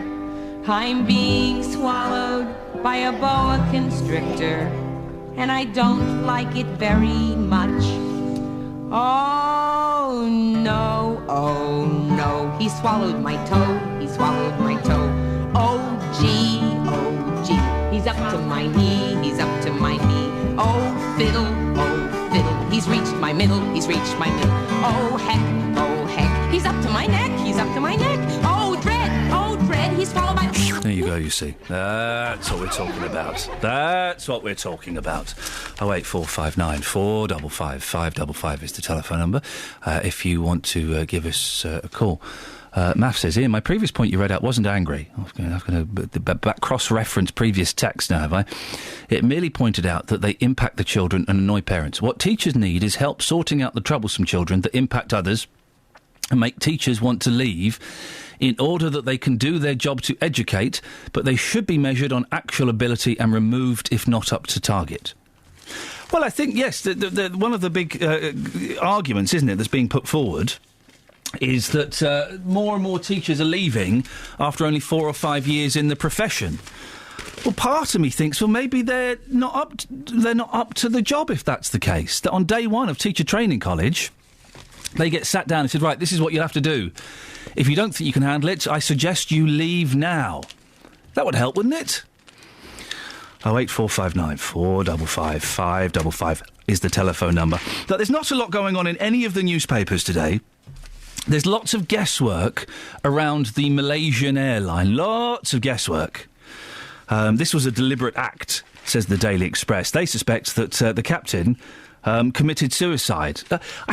There are better ways of committing suicide, aren't there, than taking an aircraft to 45,000 feet so that everybody in the plane passes out and then crashing it?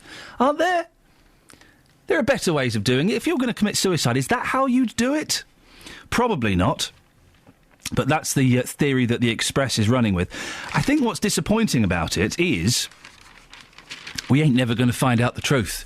We are never going to know exactly what happened, are we? There's going to be guesswork and conjecture, and a theory will be put forward, but we're never going to know. And I guess that's as human beings, we find that quite frustrating. Children's pocket money soars to £12, says the Daily Express. Grown-ups may endure pay freezes, but lucky children have seen a pocket money boom. The weekly treat has soared by 211% in the past 20 years. It averaged £2.42 back in 1994. That's the equivalent of £4.09 in today's money, in case you were wondering. But now children of 1994 are mums and dads themselves and hand over an average of £12.74. That seems rather excessive to me. How much money are you giving your kids? Pocket money. And are they doing stuff to earn it? Or are you just handing it over? Today's youngsters buy computer games and clothes while their parents went for sweets and magazines. No, in 1994 we would have been buying computer games as well, wouldn't we? Saying that, I would have been 21, so that I wouldn't have been getting any pocket money. But people would have been buying SNES and Mega Drive games then. A nice little bit of SNES, a little bit of Mario action, isn't it? The poll for money-saving websites... Oh, dear. Quizzed 2,000 parents.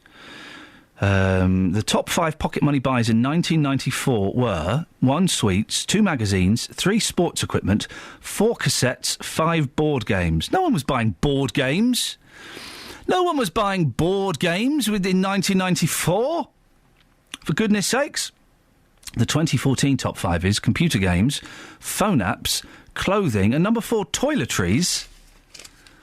What kind of sad kid is buying toiletries? What kind of sad kid is going to buy toiletries? Lynx, innit? Does Lynx count? Come on, all teenage boys love it. That Africa.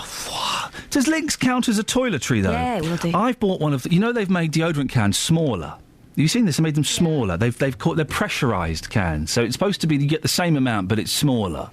But I think it's more expensive. They're making more money out of it somehow. Anyway, it does. You have to squirt for longer to get the same amount out because it comes out like a really fine. There's not a big. How do you get the distribution? Well, this is it. You have to stand there for a long time. It's like the same technique the Australians are using to comb the sea. They're doing what's called the lawnmower technique. Up and then across a little bit, then down, then across, then up, then a little bit. They're doing that. And I'm having to do the same thing with my deodorant. The problem is you can't go roll-on unless you've got a smooth work surface. I've tried the roll-on. What's this thing? There's Is there a roll-on for men? I didn't know that. You kind of need... I think it's more effective on a smooth work surface. No, you can use roll-on, Mum, isn't it? Yeah, but then it doesn't touch your skin if you're... well, it touches your hair. A suit chap. You can buy those stones, can't you? Those deodorant stones that you kind of just rub this stone under your armpit and it stops you smelling. Does it? That's what smelly people say to you. Oh, yeah, I'm using a deodorant stone.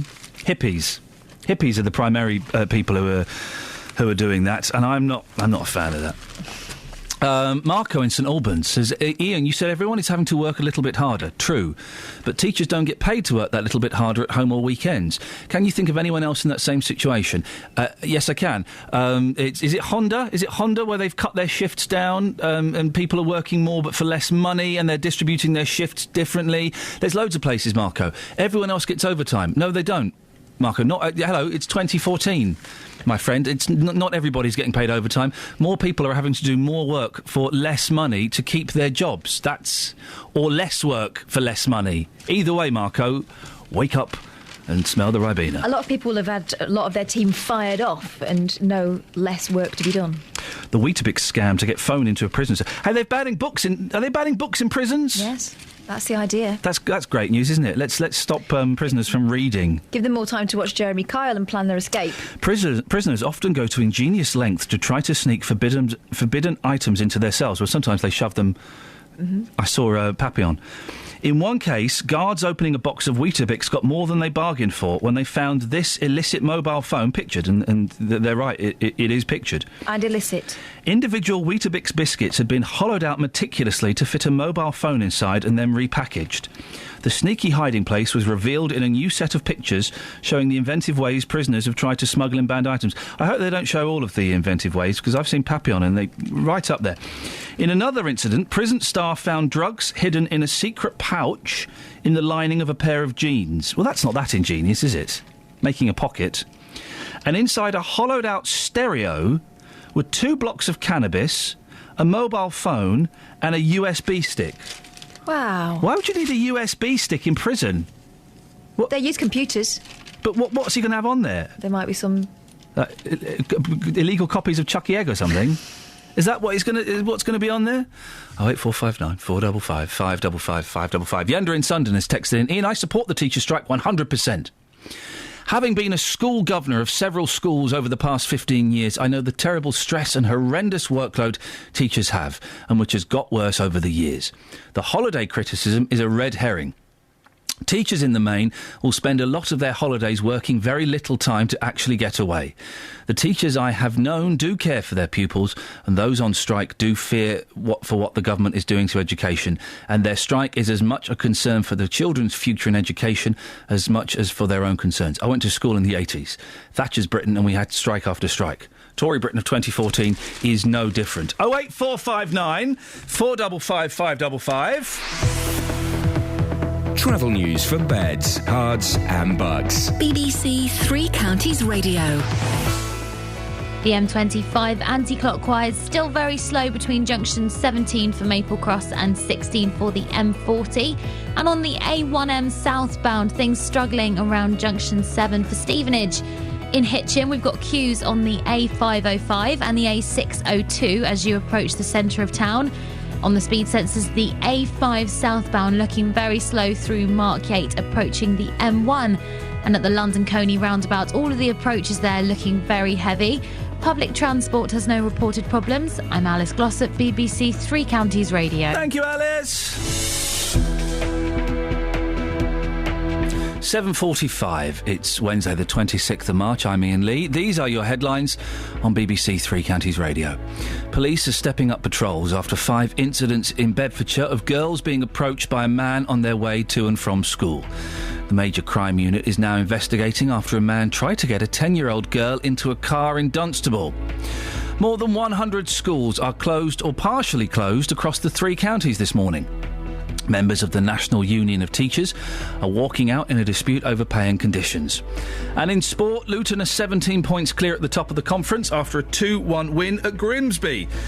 Coming up, we'll get the latest on protests to save an allotment. But before that, let's get the weather with Georgina Bennett. Beds, Hearts and Bucks weather. BBC Three Counties Radio. Hello there. Any mist and fog may take a little while to thin out this morning. We should have some initial brightness, but it clouds over fairly early on and leaves us with quite a grey day today. A few showers around from the start, though very isolated this morning.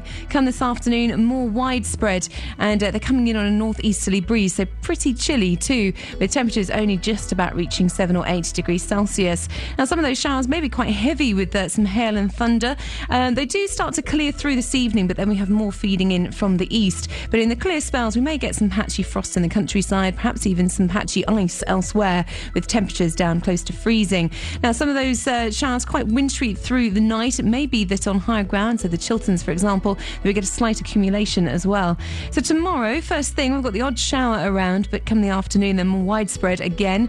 More in the way of sunny spells, though, for tomorrow, but still feeling quite chilly, with temperatures reaching 8 or 9 degrees Celsius. So tomorrow, some patchy ice and frost is likely again. On Friday, we've got a cold, brisk wind, so that's going to feel pretty raw, with showers and longer spells of heavy rain at times. The weekend, though, is looking much better, so mainly dry with some sunny spells, certainly much milder with temperatures in the mid to high teens. A bit of a breeze, though, still, but much more pleasant than it will be for the next couple of days. That mild weather doesn't last very long, though, as we see a return to the cold weather the middle of next week. That's your latest forecast. Every weekday morning. The shop didn't want to give me them back, so I went to the shop, paid them a fee to get my cylinders back. The JVS show fights for your rights and tackles your consumer problems. I went to speak to this company and I asked them what had happened. It took me absolutely ages to get through to anyone. If you need our help, email jvsshow@bbc.co.uk. After our last discussion about my cylinders, the governing body showed up at my house on the following day. And we could do the same for you. Thanks, Denise, and for the company for getting her cooker back up and running. Here's your horn. The JVS show, weekday mornings from 9 on BBC Three Counties Radio. Now, Watford's mayor is warning a group of allotment holders that they are putting the town's future in jeopardy. The Save Farm Terrace Allotments Group is refusing to drop its fight against the building of a new health campus and homes on the grounds that the development would encroach on their plots. Well, they're taking the case to a judicial review for the second time. Mayor Dorothy Thornhill joins me now, as does Sarah Jane Trebar from the campaign. Good morning to both of you. Good morning. Dorothy, what is this? Hi, Sarah Jane. Oh, that's very polite for the moment. Let's see where this goes. Dorothy, you're saying that they're putting the town's future in jeopardy. Why? I don't think that was my exact words. What I feel is that we have had a long debate about this, and I feel it's actually important to face people with the consequences of their actions, and there will indeed be consequences depending on how this judicial review goes, if that's indeed where we end up. What could the consequences be? Well, the first and foremost is that it starts to risk the viability of the whole scheme. And once things don't start to stack up, you have a completely inferior scheme, one that you wouldn't really want. But in particular, it reduces our flexibility to do what we want to do, to give the hospital its maximum flexibility for its future. It would probably mean that we would have to build even more houses on the site, and there would be more flats than homes, and it would certainly mean that it wouldn't be the quality development which at the moment we envisage it being a really good neighbourhood and a new part of town. Sarah Jane? I completely agree with everything that Dorothy has said, but we believe believe that the allotments can be included in all of those areas without risking the development, and certainly without risking any problems to the hospital, which is our main concern. We're not in any way against the new hospital or any hospital buildings being developed. Certainly not. Dorothy, can't you compromise and incorporate the allotments into this development? What's the problem there? I think we've had 2 years of this discussion and arguing about that. I mean, I'm a mayor of a successful town, and I want to please my residents. And I've said all along I have great respect for the campaigners who are fighting for what they believe in. And I guess the simple answer is, if it were possible, if we really thought it were possible, we'd have done it. Why isn't it possible, Mayor Dorothy? Because of the viability of the whole scheme. The whole scheme hinges on the financial viability of a scheme of this size. But why do you need the allotments? Because it contributes to the viability of the whole scheme. And how does it do that? I'm sorry, I don't understand. Yeah, no, that's okay. I mean, there's been opportunities to explain this, but to people out there who don't understand, in any development scheme, there are things that make profit, and there are things that actually make no profit and, in fact, actually cost money. Hospital facilities are clearly one. And the non-profit-making parts of a scheme have to come from somewhere else on the scheme, and that's how a whole scheme works. If you're actually reduced in the capability of the scheme, this is a 30-hectare site, then there are direct consequences. It actually means that there is a financial risk to the scheme, and therefore we then lose green open space, we lose the infrastructure, shops and school and things like that, and we certainly lose the ability to give the hospital the flexibility that it needs to plan its future. So a lot of people with a lot more expertise than I've certainly got have sat down and thrashed this out, because from myself and the other councillors from the off, we've said this is not a decision we want to have to take. And I'm afraid eventually they came to us and said, if you want the quality scheme that you want, if you want the best shot for the hospital to be staying in Watford for the future, then we have to include the allotments.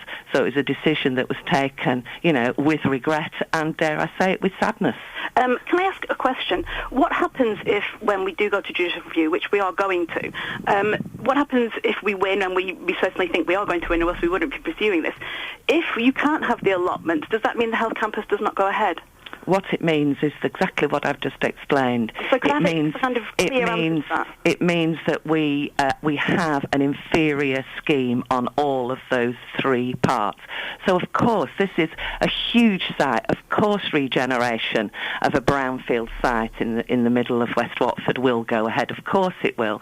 But as the hospital have said to you themselves, and they've said it in print, they've said it on national television, and they've said it in social media to you, it will make their job more difficult and more expensive. But it would go ahead without the allotment. It will make it more difficult and more expensive. But it would go ahead without the allotment. It will make it more difficult and more expensive. But it would go ahead. And some sections would go ahead. As yet, we couldn't say exactly what wouldn't happen. And isn't that the interesting thing, Dorothy? We would not be getting the scheme that we will now. And it could be argued, you say you don't know exactly how it would affect the scheme. It could be argued that perhaps you're doing a little bit of scaremongering. No, here. Definitely. No, I think... A little bit of spin. I think for 2 years, Iain, we've had this debate, and it's been portrayed as, poor allotment holders being trampled on by nasty council. Well done, that's right. But actually, this is the council sticking up for its residents, actually giving its residents an opportunity,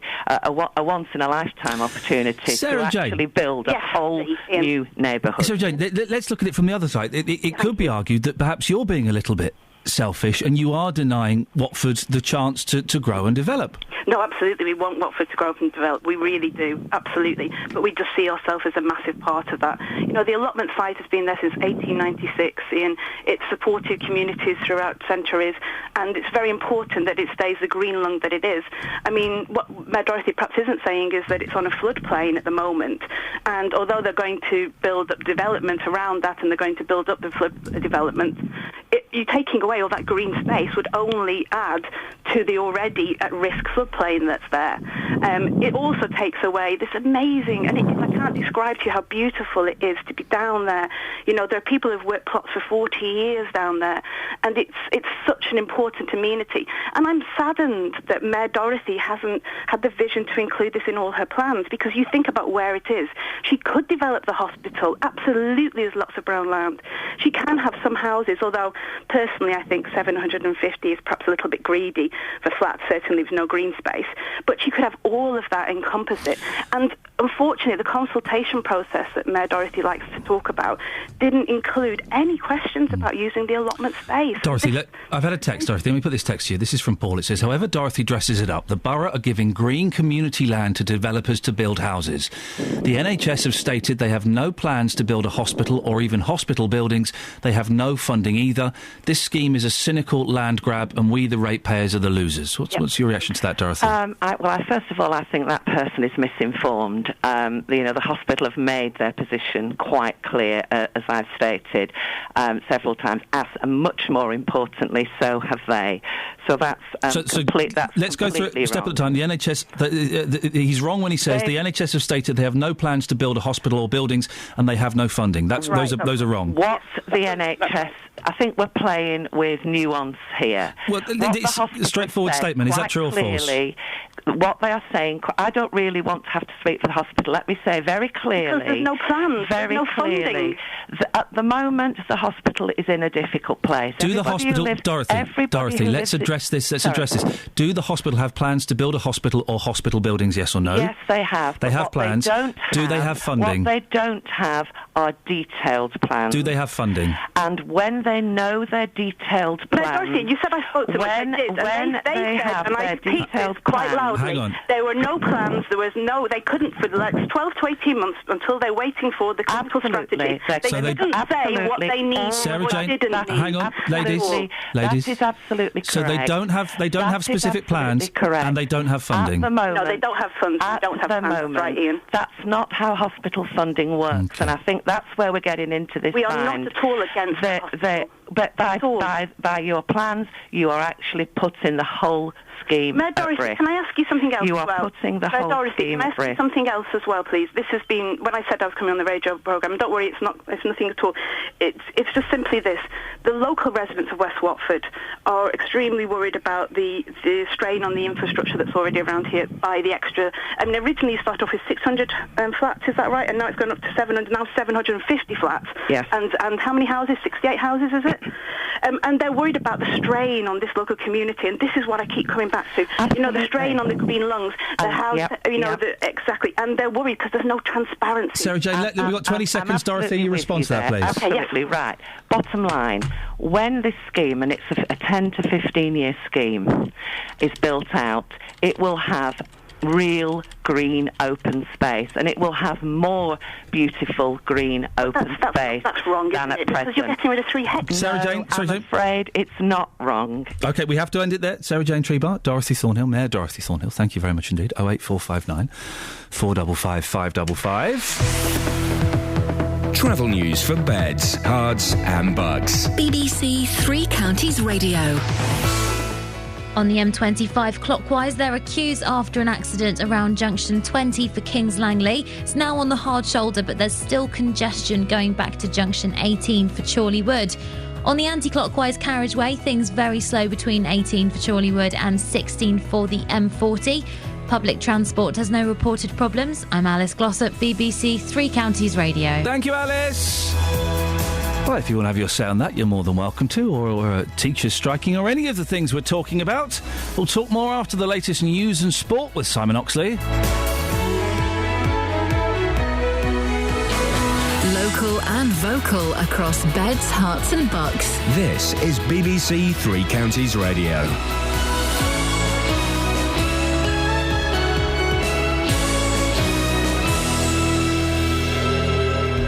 It's 8 o'clock, the headlines. Police step up patrols after threat to Bedfordshire schoolgirls. Government condemns teachers' strike. And Luton Town another step closer to promotion. BBC Three Counties Radio. Police are stepping up patrols after 5 incidents in Bedfordshire of girls being approached by a man on their way to and from school. The major crime unit is now investigating after a man tried to get a 10-year-old girl into a car in Dunstable. There have been 4 other less serious cases in Dunstable and Leighton Buzzard, the earliest in January. Richard Denton is from Bedfordshire Police. We're going into schools, we're offering personal safety advice, we're writing to parents. Also, if they think something is odd, to make sure they give us a call, because quite often children can be a bit afraid to call the police. But certainly in this situation, we're saying if you think something's not right or you're being followed, then make sure you call us as quickly as possible. More than 100 schools are closed or partially closed across the 3 counties this morning. Members of the National Union of Teachers are walking out in a dispute over pay and conditions in what they say is a last resort. The school's minister is David Laws. We have 7 major teaching and head teacher unions in this country.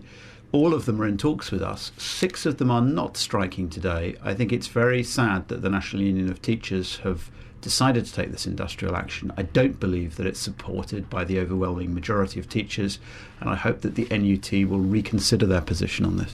One of the big 6 energy firms, SSE, has announced it's freezing household gas and electricity prices until January 2016. The firm said it had listened to its 10 million customers and it hoped the move would offer them peace of mind. SSE said it would fund the freeze by cutting hundreds of jobs and selling assets.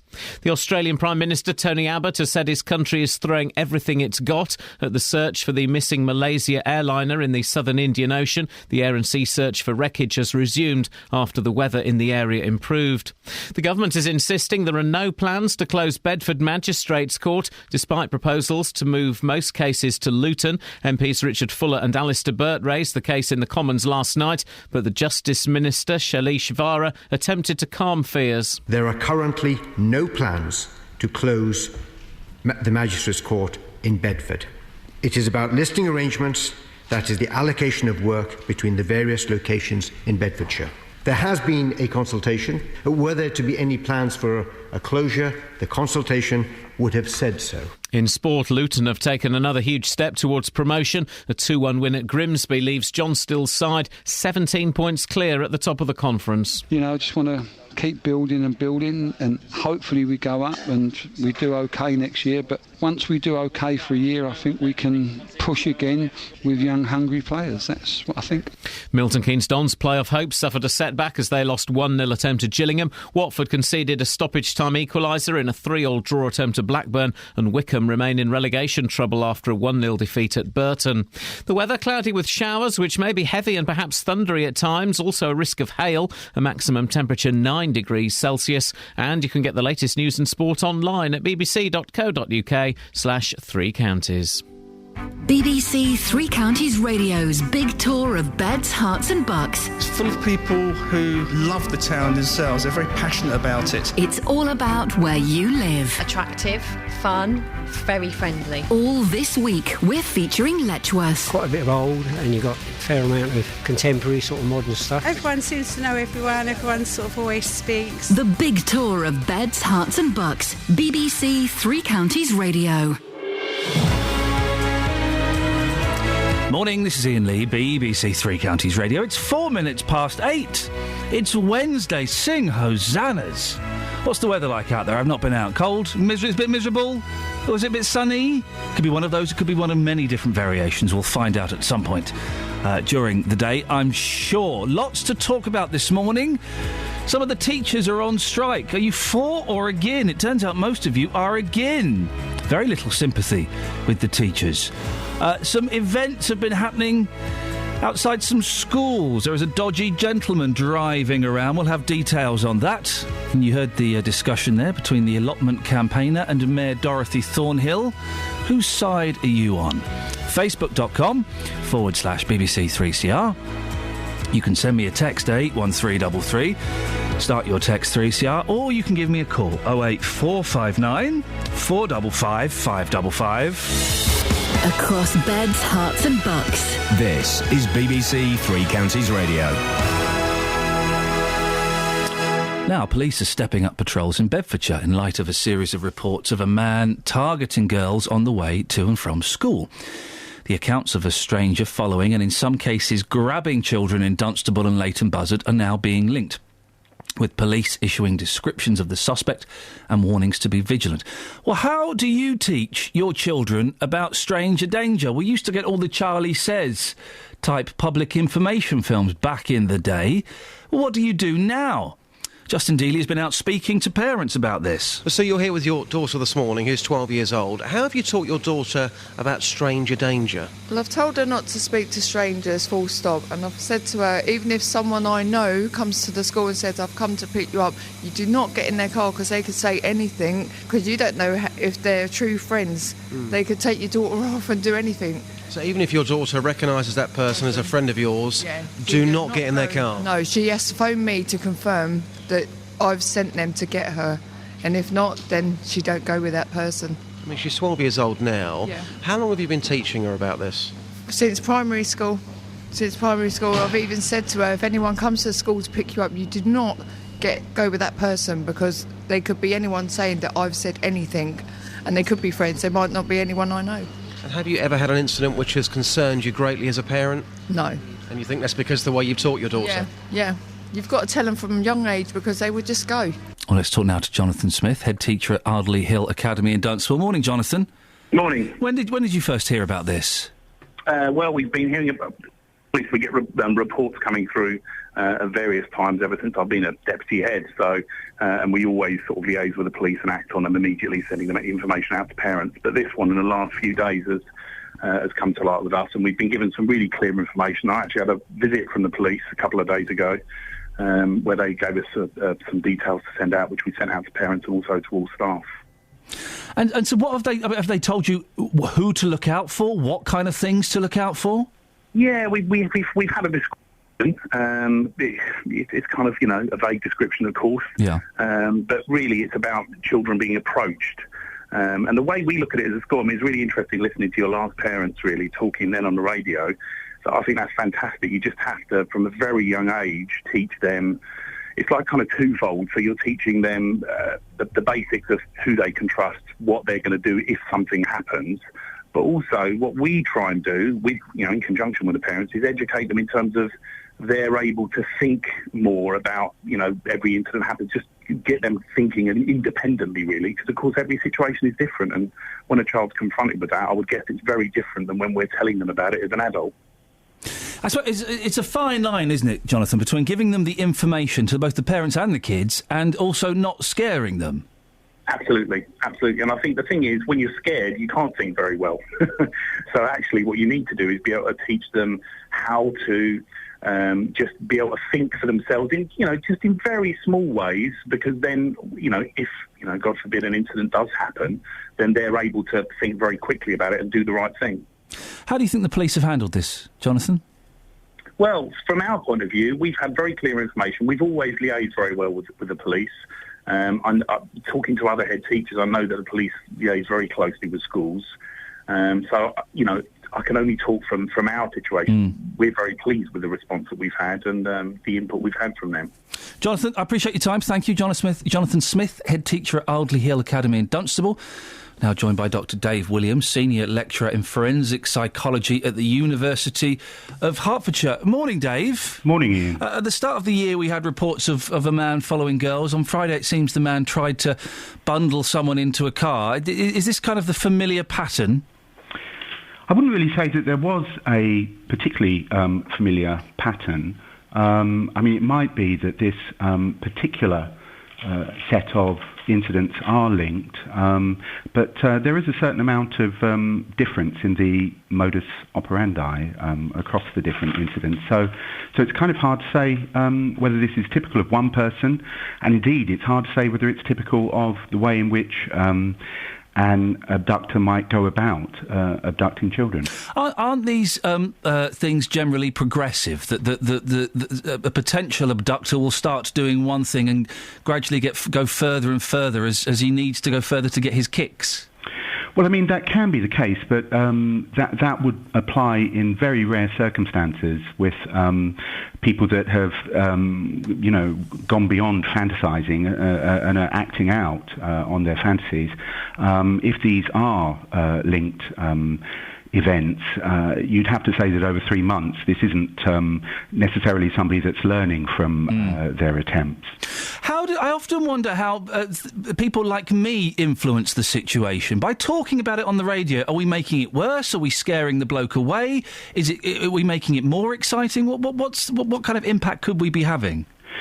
Well, I mean, I think the media is a factor with these things. I mean, the bottom line is that estimates of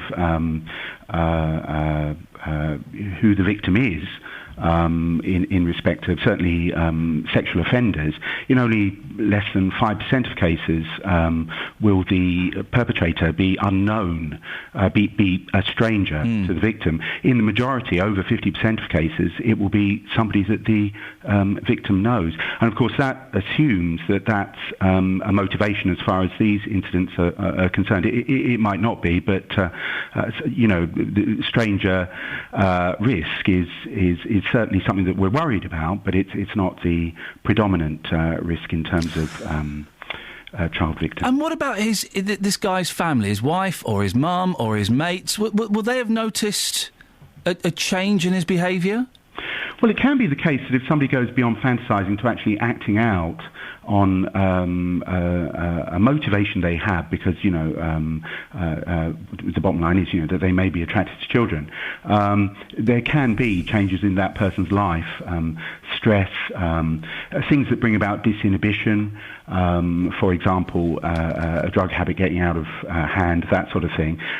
So there can be changes in a person's life that maybe somebody they know well could pick up on. But the problem is that, of course, there are many people in the world, and stress comes and goes in many people's lives. So whether somebody who might know the perpetrator, if there is a single perpetrator, and be able to use that information and make some... It's probably going to be very difficult for them to do so. Fascinating. Dave, thank you very much indeed. Dr. Dave Williams, Senior Lecturer in Forensic Psychology at the University of Hertfordshire School of Psychology. Across beds, hearts and bucks. This is Iain Lee. BBC Three Counties Radio. Some texts on teachers. Jack in Bedford says, Iain, the government are destroying public sector pensions and working conditions. It's not what we signed up for. They are trying to stop the job for life culture just to save a bit of money, but make education worse, policing worse, and fire services worse, and a lot less experienced. They want you to do 4 or 5 years, then move on.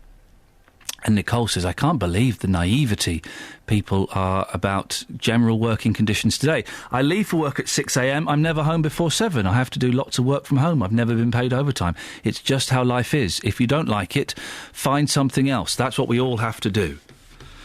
08459 455 555. Before the news at 8 o'clock, we were speaking about allotments. Mayor Dorothy Thornhill from Watford was having a ding-dong with Sarah Jane Trebar, who wants to save the allotments. John's in Watford. Morning, John. Yes, good morning. What would you like to say? Well, I've got two concerns. One is with regard to this so-called health campus, because we've never, ever seen any details of the health aspect for it, is that they're actually going to be building on floodplain land. Now, I'm sure you're fully aware, you would have seen the BBC reports yesterday from the United Kingdom Meteorological Office that they are now predicting, because of climate change, that winters in future will be warmer and wetter. Now, at the beginning of this year, we had some very serious flooding problems in the Watford area. And if they're going to build on the floodplain in West Watford, that must inevitably mean they're going to be raising the level of the river. And that's going to be threatening not just that area with flooding, but also other parts of Watford, in central Watford, as well as West Watford. And I think it will also have a knock-on effect in places like Bushey and Hartsmere, and also parts of the Three Rivers District Council over in the sort of Croxley Green area, yeah? Mm-hmm. So, I think that what's needed, I think this thing is being rushed into in too much of a rush. I mean, I know Dorothy was saying earlier on, they've been looking at this for 2 years, but this is a very large development. I actually think, you actually suggested it, I think, that some sort of compromise could be achieved. I think they need to scale down the size of this development. I think they could, part of the allotments, the top end of the allotments, are needed by the Watford Football Club for a car park. That's the fact. I think that they could actually keep the remainder of the allotments. They could then compensate those people who lose their allotments for the car park for the football club, and either give them money or additional land. And then, the area is a bit scrappy because it's been lying there. A lot of it's brownfield site at the end of Cardiff Road. I think that could definitely be redeveloped. And one of the things I've suggested is an ideal development there would be for elderly people to actually live in close proximity to the hospital. John, thank you very much. We've got to end it there because we need to move on. 08459 455 555. Travel news for beds, cards and bugs. BBC Three Counties Radio. On the M25 clockwise, one lane is closed around junction 20 for Kings Langley after an accident. We've got long delays on the approach with queues back to junction 17 for Maple Cross. Thanks to Jackie for the update. Also having a knock-on the speed sensors, really adding to the queues on the A41 in Kings Langley. That's southbound and it's queuing from the Hemel Hempstead turn-off to approach the M25. Elsewhere on the speed sensors, in Hertford, the A414 slow on both approaches to the centre of town. Public transport has no reported problems. I'm Alice Glossop, BBC Three Counties Radio. Thank you very much. 8:16, it's Wednesday the 26th of March. I'm Iain Lee. These are your headlines on BBC Three Counties Radio. Police are linking 5 incidents in Bedfordshire of girls being approached by a man on their way to and from school. The major crime unit is now investigating after a man tried to get a 10-year-old girl into a car in Dunstable. More than 100 schools are closed or partially closed across the 3 counties this morning. Members of the National Union of Teachers are walking out in a dispute over pay and conditions. And in sport, Milton Keynes Dons playoff hopes suffered a setback as they lost 1-0 at home to Gillingham. BBC Three Counties Radio.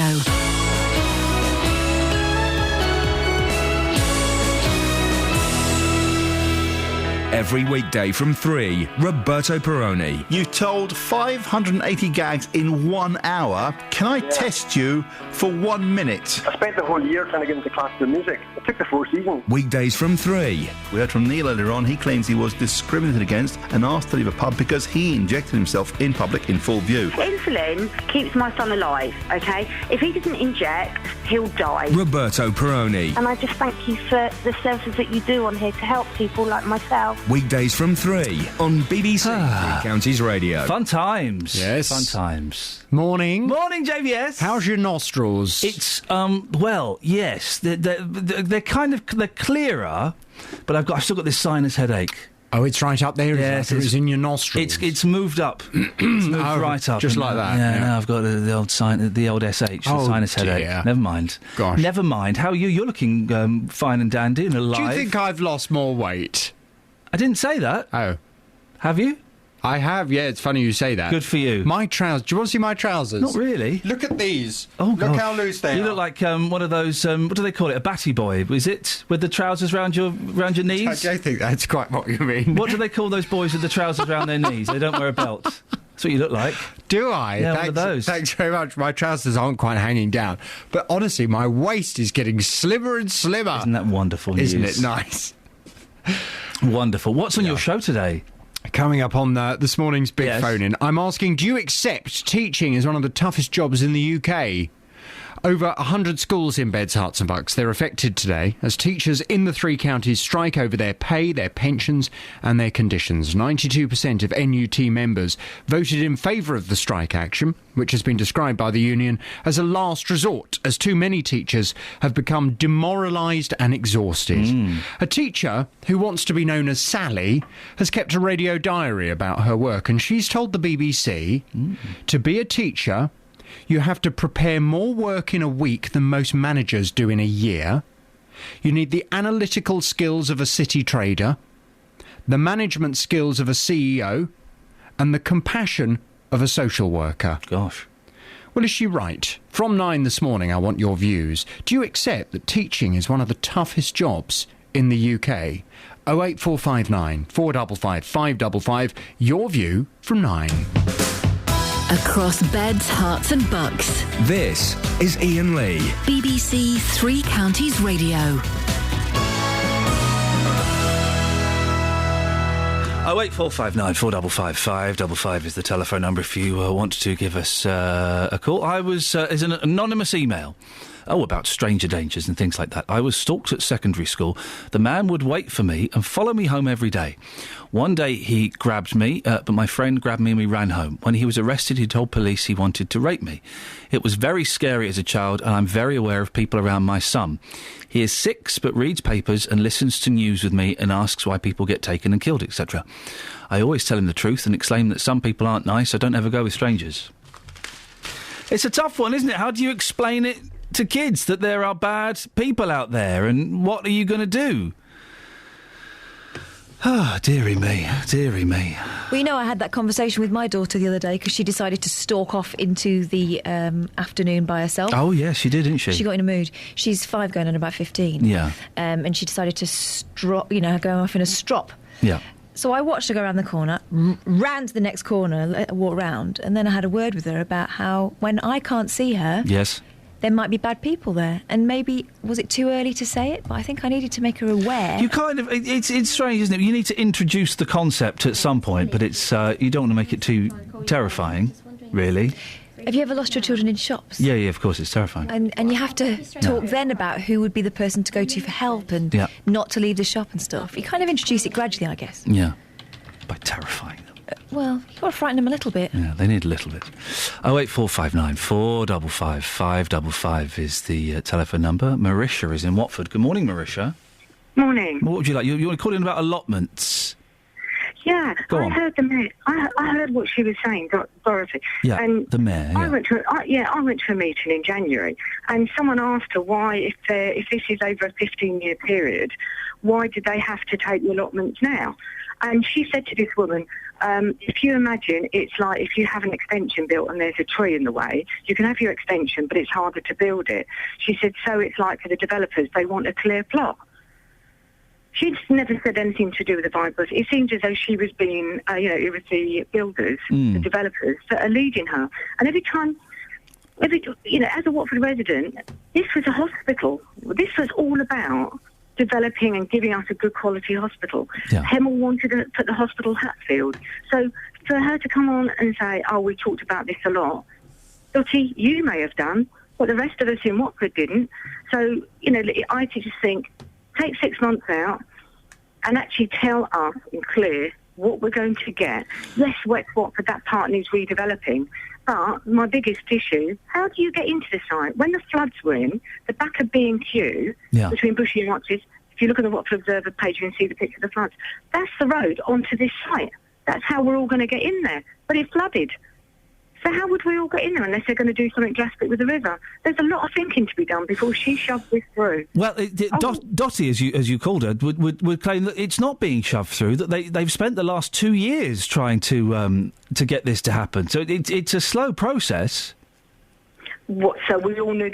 So I don't live in West Watford, but I do live in Watford, and what really worries me is we can't move in our town now. And she says, everybody loves living in Watford. No. Everybody loves visiting Watford, but we don't love living there because we can't get through our town. We all want to work elsewhere because we can get there. It would take you longer to get from one side of Watford to the other. Now, I know loads of places have issues with traffic, but it just feels as though, I read the Watford Observer every week, and this thing about the allotments only came up, last year? They sound pretty savvy, those allotment people. If that had been mentioned for two years, don't you think they would have started the fight 2 years ago? What's your message to Mayor Dorothy, Marisha, if she's listening now, which I'm sure she is? Yeah, what I say to her is, forget I think this is just another one of her schemes. It's the same as the top of the town. Spending all that money on the bridge. It may be great, but it's been a really hard journey to get there. That's been going on for about 7 months. Stop developing for outside people. Start thinking of what is it the people of Watford want. And yes, people of Watford want that land to look good, but stop shoving it down our throat and listen to people. Because, you know, with the consultation about this hospital, or this whole thing, we thought it was a hospital, the first people she went to were the hospital. They did an open review and they talked about it on, your colleague in the evening talked about it, Roberto. Oh, yeah. They talked about it, and she was saying, oh, yes, I'm going down and I expect to see some graphics and it'll be lovely. And, you know, it wasn't for residents, it was for all the corporate bods. And that's how much she thinks of Watford residents, that she talks to our partners because we have to get them on board for the benefit of the people of Watford. Well, if there is no hospital, what's the general, you know, or a better hospital? We know we're going to keep them, but a better hospital, what's in it for us? Marisha, thank you very much indeed. 08459 455 555. Debbie has texted in. Iain, one of your listeners said we're all in the same position re wages. Not so government ministers. They gave themselves a large rise, setting the bar for the rest of us, and those at the top of the tree in business have a crude amount of money at our expense. Wake up, and she's written this, smell the coffee.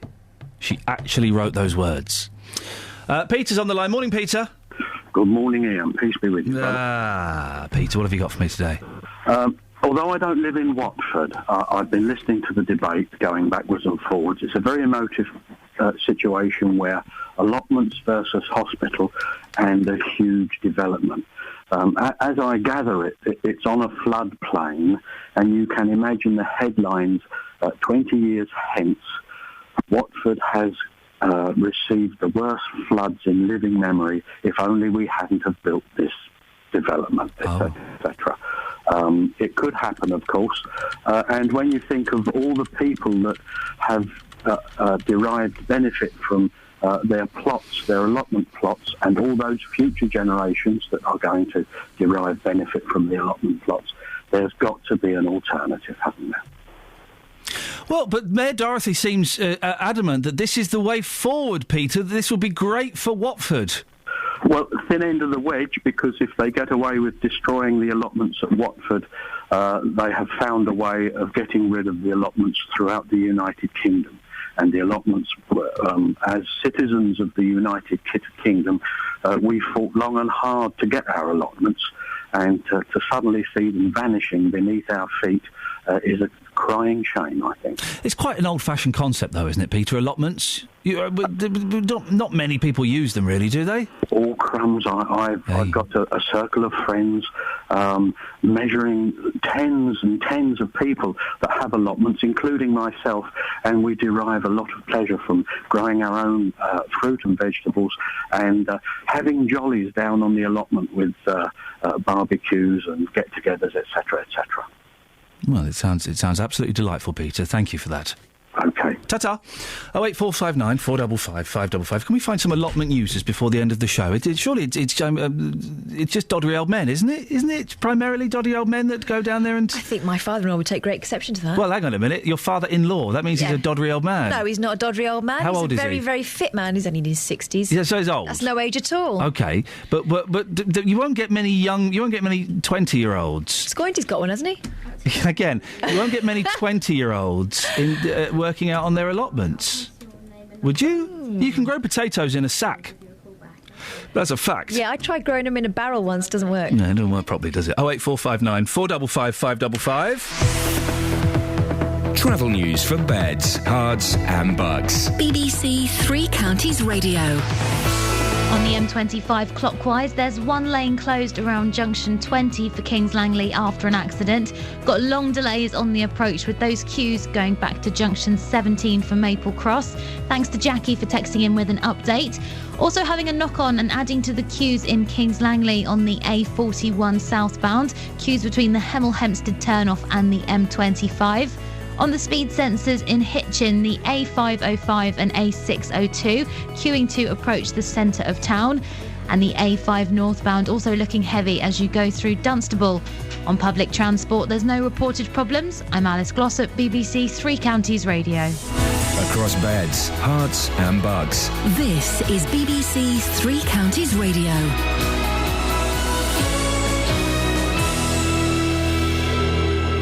It's 8:30, I'm Simon Oxley. Police are stepping up patrols after 5 incidents in Bedfordshire of girls being approached by a man on their way to and from school. A man tried to get a 10-year-old girl into a car in Dunstable on Friday. More than 100 schools are closed or partially closed across the 3 counties this morning. Members of the National Union of Teachers are walking out in a dispute over pay and conditions, and the government is insisting there are no plans to close Bedford Magistrates Court, despite proposals to move most cases to Luton. 3 Counties Sports. BBC 3 Counties Radio. And Luton Town have taken another huge step towards promotion. Griffiths picks up now for Luton. 1-1 it remains. Great strike, hits the post, and then it's converted by Benson. And he has scored after Griffiths hits the post. It's Grimsby 1, Luton 2. Goals from Matt Robinson and that winner from Paul Benson mean John Still's side are 17 points clear at the top of the conference. In League One, Milton Keynes Dons' playoff hopes suffered a setback as Cole Robinson's side lost 1-0 at home to Gillingham. We play well, we play with energy, we play with hunger. Players put the bodies on the line. They got into some key areas. We changed the system 2 or 3 times from 4-3-3 to 4-2-3-1 to even 3 at the back with 2 up front. We changed a number of things and we were constantly dominant, but can't score. Last night's results left Stevenage bottom of League One, but a win away to Coventry tonight at Northampton would lift Graham Westley's side out of the bottom 4. Full commentary in 3 Counties Sport from 7. In the Championship, Watford conceded a stoppage-time equaliser in a 3-3 draw attempt at Blackburn after goals from Cassetti, a Deeney penalty and Batokio had given them the lead. Here's goalkeeping coach Alec Chamberlain. It was a very entertaining game, very end-to-end, and the momentum of the game swung backwards and forwards. Crucially, I thought we got the final say, but it wasn't to be, which is disappointing from our point of view. They'll go home very happy, and we're a bit disappointed, obviously, to concede that one so late. And Gareth Ainsworth's Wickham are just 2 points above the League 2 relegation zone after a 1-0 defeat at Burton. We need to fight and scrap for every little piece of points there's going to be now, because, like I say, 4.5 weeks left of the season. I don't want to go down. I want to finish above 2 teams. I'm sure we've got enough if we all turn up, but it's got to be turning up every game, week in, week out now for the remainder of the season. Manchester City are up to second in the Premier League after a comfortable 3-0 win at Manchester United. Arsenal drew 2-2 at home to Swansea. Everton won 3-0 at Newcastle. Tonight, Liverpool hosts Sunderland. BBC 3 Counties News and Sport. The next full bulletin is at 9. Call 08459 455 555. BBC 3 Counties Radio. Morning! Last 30 minutes of the show. If you want to give me a call now is an excellent time to do it. Peter's in Walmer Green. Morning, Peter. Good morning. What do you have a whinge about today? I don't always whinge. I just point out facts. Oh, OK. But in a whinging tone. I do find that the people with allotments, really, they're the smaller people. They've got a great delight in their allotments, and I can't quite understand why it's always pressure on the, if you like, the people with small pleasures in their lives, really. Have you got small pleasure? Pardon? Do you have a small pleasure in your life? Absolutely. Yeah? Yeah. Yeah, I run bowling sessions for older bowlers, and it's a great pleasure. Well, that's good. That's good to know, Peter. But no one really uses allotments anymore, though, do they? Oh well, I don't know whether you remember when they was building the Olympics. I don't remember that. No. And there was a set of allotments there. They were having their social functions there. Their cooking there. They'd have barbecues there. It's all sorts of things goes on. And we had one in this village. We've got an allotment in this village, which was funded basically. Oh yeah.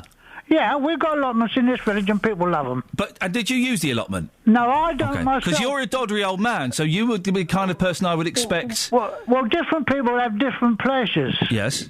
So I got my pleasure in bowling. OK, you get your pleasure from bowls. Yeah. Yeah. I mean, I was a former Hertfordshire singles champion. Hey. So I do get a lot of pleasure from my bowling. Good for you. I listened to Roberto the other day, and I think he found it great fun. I like a little bit of Crown Green bowling. Yeah, well, that's not up north, that one. Oh. I played that. My son lives up north in Derbyshire, and I actually played that. Yes. And but this is flat green bowls in the south, really. Okay. Well, hang on. What's the difference? Well, they've got several crowns in their green, and I've got no idea what you're talking about now. Well, they've got hills, if you like. Okay. In their green. Yes. Where when they bowl the jack, they just say finger pick, thumb pick. That means to say the jack will go in the bias. Finger pick, thumb pick. And then you bowl as if you're bowling against the bias of the wood to hold it against the hill sometimes. I've literally... You're speaking a foreign language. You might as well be speaking in German or Japanese. Absolutely. You'll have to get out and about a bit more. Yes, I will need to. Peter, it says on my screen you have an allotment joke for me. Oh, I was just saying it's just another plot by the haves, really. Is that the joke? Yeah. It's a small joke, but it's about a plot of land. Okay, it's a small joke about this big. Thank you very much indeed. I didn't understand that joke. Finger pick, thumb pick. No, that wasn't the joke, I don't think. I thought that was a joke. What's this you're saying, Kelly? You can say it. Apparently there's no swear words in the Japanese language. That's incorrect. Really? Yeah, of course the Japanese have swear words. Oh, I heard that they don't. Who told you that? A Japanese person? No. Well, then there you go. Yeah, good point. Kore wa dare no kasa desu ka? Yeah, you see. That wasn't a swear word. No, that means whose umbrella is this? Mm-hmm. That's all I can remember. Keiki harimasu ka? So, what? Keiki harimasu ka? Keiki? Do you want some cake? Do you have any cake? Yeah. That's all you need. Yes, that's it. You know any Japanese, Kelly? No. Okay. Keiki harimasu ka? That wasn't bad. Thanks. Keiki harimasu ka? Konobasu wa Tokyo no ikimasu ka? No, I don't. Yeah, and Iain? Oh, you see. You see. Any phone calls, or should we just hang out for 08459 455 555. Call us now for anything. We've had people phone us and then get really busy. Really? Pick up their phones. Why do they do that? Why don't they just stay not busy? Kelly, we need one of your... I tell you what we need for the last 25 minutes of the show. We need one of your excellent... OK, I've got one. Cups of coffee, I was going to say. But, Oh. OK, no, if you've got a phone in, then let's go for that. Allotment songs. Like what? Don't know. Well, you need to have an example. OK. Potato. Potato? Doesn't even, It takes two. Potato. But it doesn't sound like potato. I don't want to plants. Eddie Grant. Jeez. I mean... Thanks, Kath. 08459 455 555. Anything by Mud? Because of the mud. I get it. I just don't get why you're saying it. 08459 455 555. Call me now. Hey, hang on. The Daily Express. Hang on a minute. Page 22 and 23. Exclusive guide to saving money. Oh, I like saving money. Is the tip? Don't spend it. Manage your mortgage better. Penny Wise. Is that woman called Penny Wise? She's not. No, she's not. She should be. Penny Wise. It's not her name. It's Jasmine Birtles. Cutting the cost of the mortgage you have now. All right. How do I do that? A mortgage is like any other kind of debt. Really, you are renting the money. Oh. Yeah, I know what a mortgage is. But if you want to switch, you've got to pay, so that costs money, doesn't it? It's not really the quick fix that I was hoping it was going to be honest. Danny Dyer's in the newspaper. Oh. Screen hard man Danny Dyer has hit out at the snobbery he believes dominates his industry. The EastEnders star, 36, claims he's been unfairly mocked for his working-class background inside the profession and believes it's damaged his career. That's not what's damaged his career. Isn't it just playing himself in everything? That's what's damaged his career. There's definitely snobbery in showbiz, he tells Woman Magazine. They can change it. You've got actors like Benedict Cumberbatch, a great actor, but he's a posh boy playing posh boys. He doesn't what? He does it well and doesn't get mocked for it. I'm stereotyped. He's not. Because he's a Cockney boy playing Cockney boys. I've done plays at the National Theatre, come off stage and gone into the bar, and I ain't got nothing in common with those people. When it comes to playing the game, I'm rubbish. The middle-class actors are better prepped at working the system because they've got more in common with the decision-makers. Oh. Sounds like... sour grapes. Sour grapes. What's the one with eggs? Eggsy's eggs. Eggs on your face. He's got eggs on his face, Throwing isn't eggs. He's totally got eggs on his Eggy, face. getting eggy. Your phone hasn't taken the phone's... It has greenhouse in your soul. They might be giants, says Stephen Hartford. That's not Bingo. phoning, though. Oh, he hasn't called in. He did. 08459 455 555. Jeez, we've got another 21 minutes of this interminable dross. You can think of one. Yeah, you're a showman. I'm trying to save my energy for the talk I'm doing The tonight. salads of John and Yoko, says Carpet Martin on Twitter. Why doesn't he call? He did call once. He's too posh to call. He did call we once. stereotyped him as Posh Carpet Martin. Yeah, he apologised for that call later on. Did he? Yeah, he did. Why? He sent me a message and apologised. Why? Because it was awful. No, it was nice. Good point. It was awful. I'm going to look at the front pages. You wave your hand when a phone call appears. It won't. Speaking of Benedict Cumberbatch, he's on the front page of The Guardian. He's going to play Hamlet in a play. Well done. That must be very, very exciting for him and his mum and nobody else. I don't get the Cumberbatch... What's going on? There's a phone ringing. Hey. I don't get the Cumberbatch phenomenon. I don't get it. I think he's very good. I mean, I don't think he's an actor. He's an alright actor. He does acting. It's the eyes. I don't trust his eyes. Is he an actor or an attractor? That's not his trade. Doesn't have to attract you. Kelly's going to put someone through. Here we go. This is exciting. Can I pop you straight through to have a chat with Iain? Not that we're desperate or anything, but...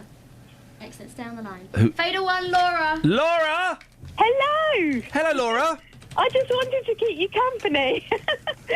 I'm a bit incapacitated at the moment. I've been in hospital. Oh, go on. What happened? Oh, I'm okay. It's all good. It's all fine. But I've had tummy surgery. Oh, blimey. And I've been listening to your podcast, and I have to say they're all the previous ones from while I was in there. Yeah. And they were so funny, and I had to be careful about my tummy. Oh, no. So in case you laughed and you ripped your stomach open... Oh, no, I've got to be careful. No, don't laugh, Laura. I can't face another court case. Please, for goodness sakes. I particularly like the place names in a song. Oh, that was... Stop being a lame of love. Oh, no, don't do that. That was Kelly Bett's idea. I'm trying to discourage her from coming up with any more content. So are you back home now, Laura? Yeah, yesterday I came home. And what do you just have to lie down and be pampered? Yes, it's lovely. Hey, that's not bad, is it? That'll do.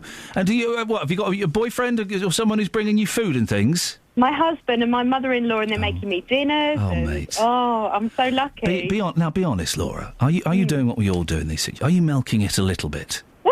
Come on. Maybe just a little bit now. Have they given you really strong painkillers? Considering you've had stomach surgery, you're not giggling a lot. I know, I've got to be so careful. It's you, Iain. You make me laugh so much. Well, right. Well, in that case, for the rest of the show, I'm going to make it miserable and dour. So there'll be no laughter. How about that? Yes. That's for you. Laura, how long do you reckon you'll be out of action for? Oh, about another 3-4 weeks. There we go. Well, I wish you the very best of luck with your recovery. Thank you. And I'll make sure the show's not too funny for the rest of the week, OK? Thank you, Laura. Take care. Bye-bye. Rebecca says, allotment songs, Parsnip Duchy. I like it. Yeah, it's certainly... Lynn, where are you, Lynn? I'm here, darling. Hello, my love. I'm thinking... Yes. Let Us Be. Oh, for goodness sakes. Why are you thinking... Yeah, I know. Why are you thinking that? Because I'm not probably quite the full shilling. Have you been drinking this morning? No, I've had a couple of cups of tea. You're right. You sound like I feel miserable. No, I'm fine. I'm just a bit dozy, that's all. Oh, okay. You're an old person. I'm an old person. What do you reckon about allotments? I think if they stand in the way of a extension to Watford Hospital, they'd have to go, really. But yes. People get a lot of pleasure out of them, so... Yeah. You can buy tomatoes now, though, can't you? That's the bit I don't quite get with allotment. Yeah, I don't get that. If I wanted something, I'd go to the shops and buy it. I would go to the shops and buy it. Lynn? I wouldn't waste my time in a pair of Wellingtons digging up a load of mud, to be honest. Lynn, I'm going to let you go because I've got a 7-year-old coming on next. Oh, well, they'll probably make more sense than me. I'm hoping so. Sadesa, is that how I say your name? Sadesa? Yes. Good morning, Sadesa. You're 7, are you? Yeah. When are you 8? March the 10th. Oh, so you've got quite a long way to go until you're 8? Yeah. Sort of something like 345 sleeps or something. So that's quite... Did you have a good 7th birthday? Yeah. Did you get lots of presents? Yeah. What did your husband get you? I don't have a husband. You haven't got a husband? OK, I'm just checking on that. So what would you like to say? About teachers striking. Yeah, go on. Do you think it's a good idea they're striking, Sadesa? No. Why? Because I want to learn. Oh, do you? Yeah. That's unusual for a 7-year-old. I thought you all wanted to watch Mr. Tumble and play Xbox. No. No. So have you got the day off school this morning? Yeah. And what are you doing instead? I'm going to go to my auntie's house. Oh, that's not bad. Is your auntie fun? Yes. There was a slight pause there. Is she a little bit strict? No. So you're going to be able to mess around all day? Yes. Oh, so listen, I'd enjoy it. You can learn a lot from messing around. You can learn sometimes more from messing around than from actually being at school. No. What's your favourite lesson? Literacy. Okay. Do you have a favourite book? Witches. Oh, The Witches? Yeah. It's good, that book, isn't it? It's good. Have you read the Hungry Crocodile yet? Yeah. It's good. It's good, that, isn't it? Where he goes to the town to eat the kids. I have a message for teachers.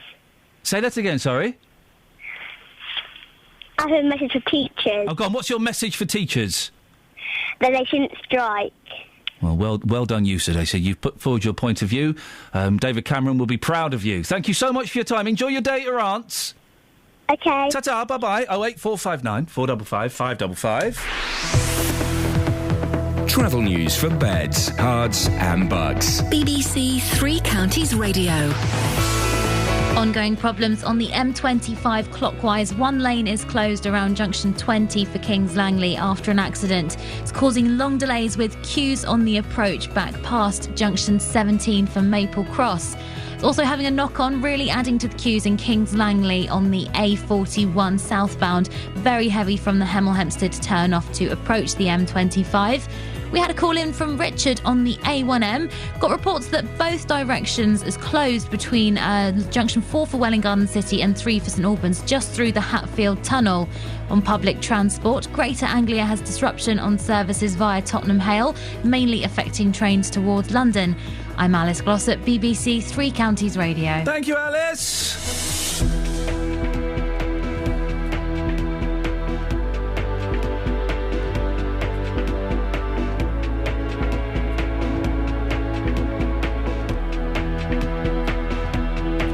Right, it's 8:47. It's Wednesday the 26th of March. I'm Iain Lee. These are your headlines on BBC Three Counties Radio.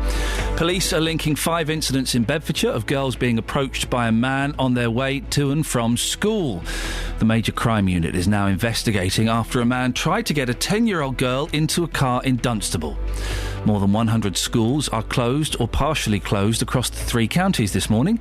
Members of the National Union of Teachers are walking out in a dispute over pay and conditions. And in sport, Milton Keynes Dons playoff hopes suffered a setback as they lost 1-0 at home to Gillingham. Coming up, more of your phone calls, but before that, let's get the weather. Here's Georgine. Beds, Herts and Bucks weather. BBC Three Counties Radio. Good morning. We've got some initial brightness, but it clouds over today to leave us with a fairly grey day altogether, with quite a few showers around. Some this morning, but they're quite isolated until this afternoon when they become more widespread. At times, it can be fairly heavy as well, perhaps with some hail and thunder mixed in. Now, they're feeding in on a northeasterly breeze, so they're going to be pretty chilly today as well, with temperatures only reaching 7 or 8 degrees Celsius. Now, tonight, they start to peter out through this evening, although we have a few more feeding in on from the east. We've got a bit of a patchy frost is likely in the countryside, perhaps even patchy ice elsewhere, and temperatures close to freezing. And some of those showers tonight could be fairly wintry as well, so you might even see a slight accumulation on higher ground, such as the Chilterns. Tomorrow we've got the odd shower around from first thing, but it's in the afternoon they start to become more frequent. There should be some sunny spells around tomorrow, certainly more in the way of sunshine than today, with temperatures reaching 8 or 9 degrees Celsius. So probably another some more patchy ice and frost tomorrow night.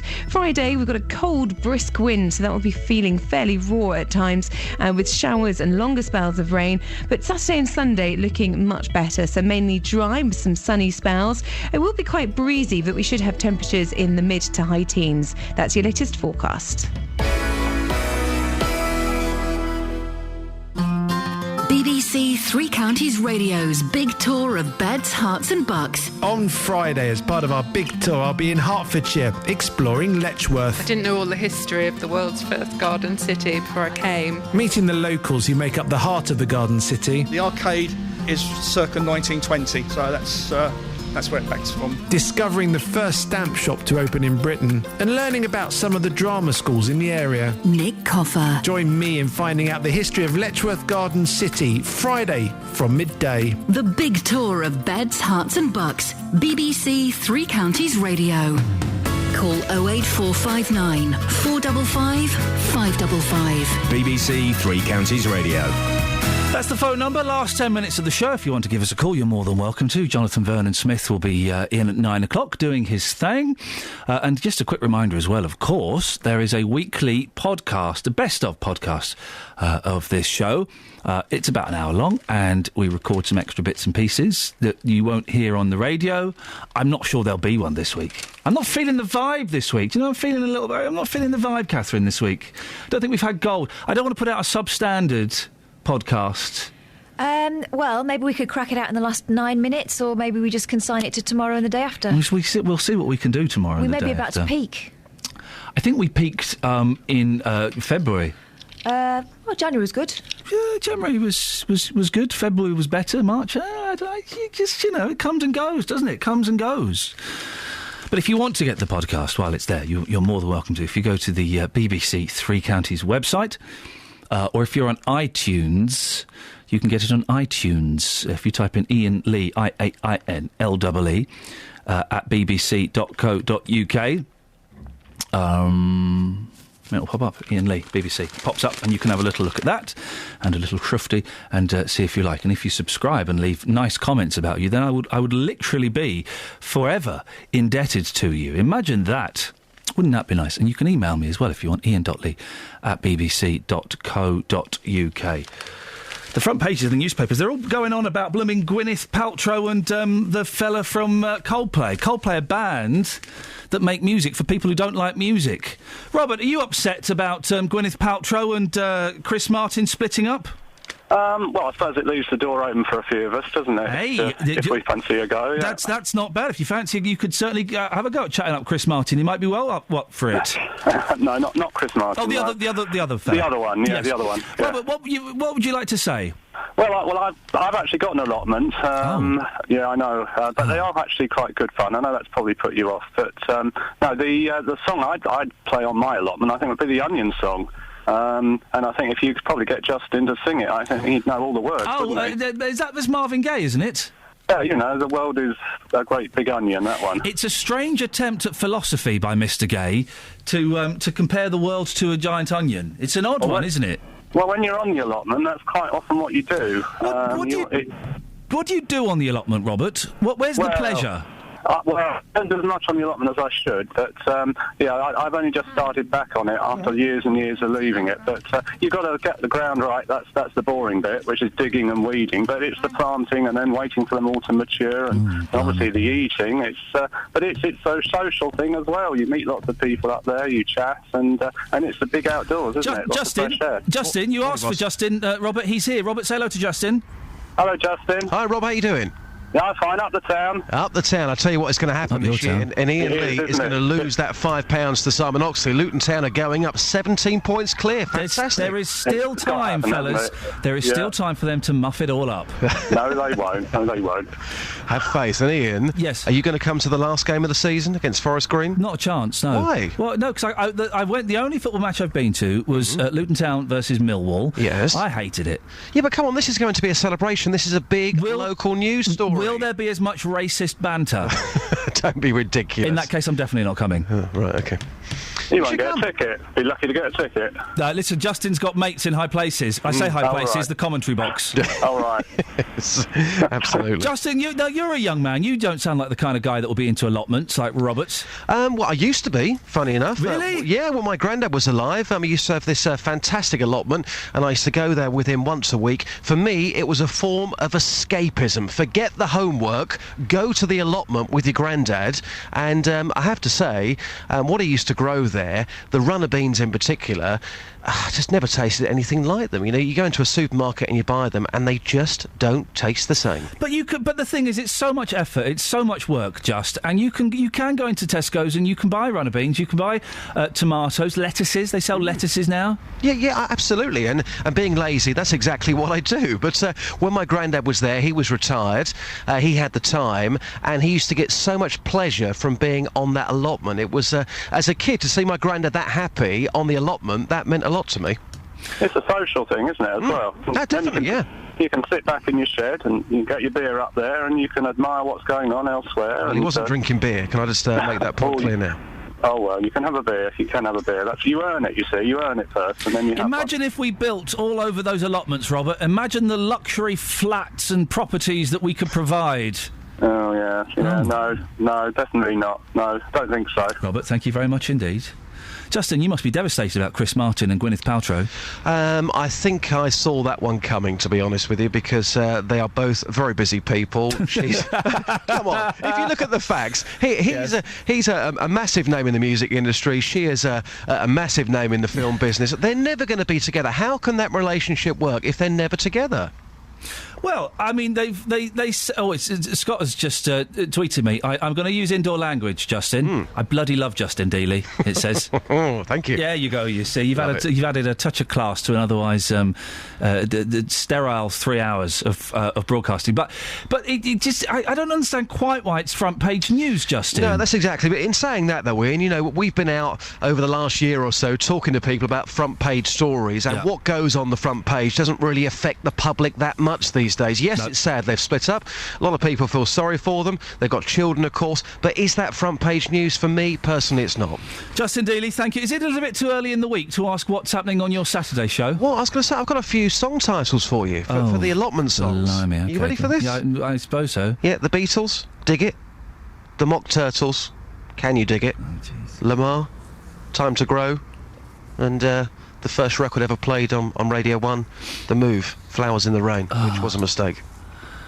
Why? I don't understand why you would feel it was necessary to contribute that dross. Well, I just thought it was quite a good phone-in, and it got me thinking. Thanks, Justin. It's okay, it's not a problem. This weekend... I'm not interested. Got loads of texts and tweets with the allotment songs. We're not doing the big show this weekend. We're not doing the allotment songs anymore. We're not doing the plug for your show this weekend, Come on, please. Who is it? Who are you going to plug? Well, it's this weekend. Is it Paul McCartney? No. Brother? No, we're working... Hey, we've got Paul McCartney. Brother coming on, Mike McGear. Yeah, so we had some great feedback on that. This weekend we're going to be celebrating. We're going to be celebrating 50 years of Radio Caroline. Hopefully, the Emperor Roscoe is going to be on the show. But hang on a second, the 50th anniversary wasn't until Easter. Nah, this is where a lot of people have got it wrong. A lot of people are going to be celebrating the 50th anniversary next month over Easter. Well, Easter fell in 1964 on this weekend coming up. So we are going to be the first radio station to be celebrating 50 years of Radio Caroline. Can I just get this right? Are we the only radio station to be celebrating 50 years of Radio Caroline this weekend? For the time being, to my knowledge, yes. Wowzers, OK. Well, Justin, I really look forward to working while you're on air. Thanks, boss. You're very welcome. See you later. Ta-ta. First roll news.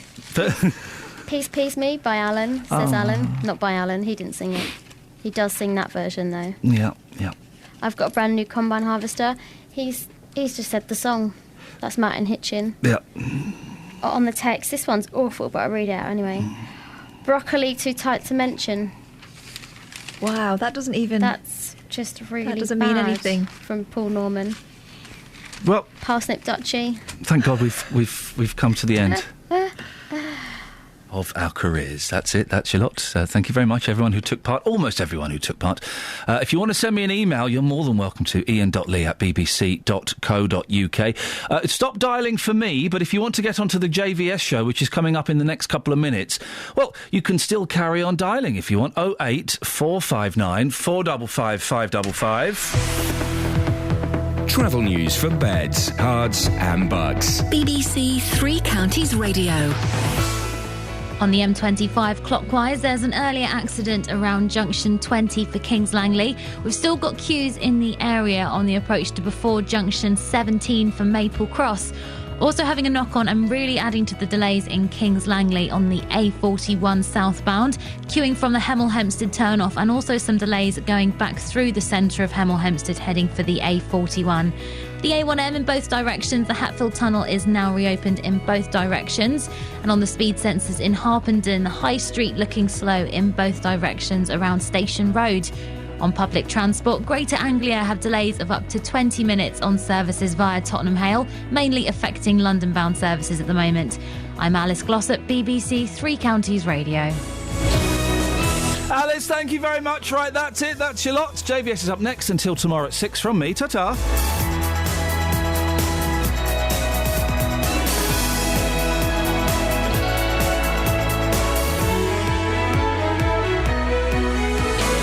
Local and vocal across beds, hearts and bucks. This is BBC Three Counties Radio. Thank you, Iain. Good morning. Welcome to the JVS show. I'm Jonathan Vernon-Smith. It's Wednesday, it's 9 o'clock, and on today's Big Phone-In. Do you accept that teaching is one of the toughest jobs in the UK? Over 100 schools across beds, hearts and bucks are affected today as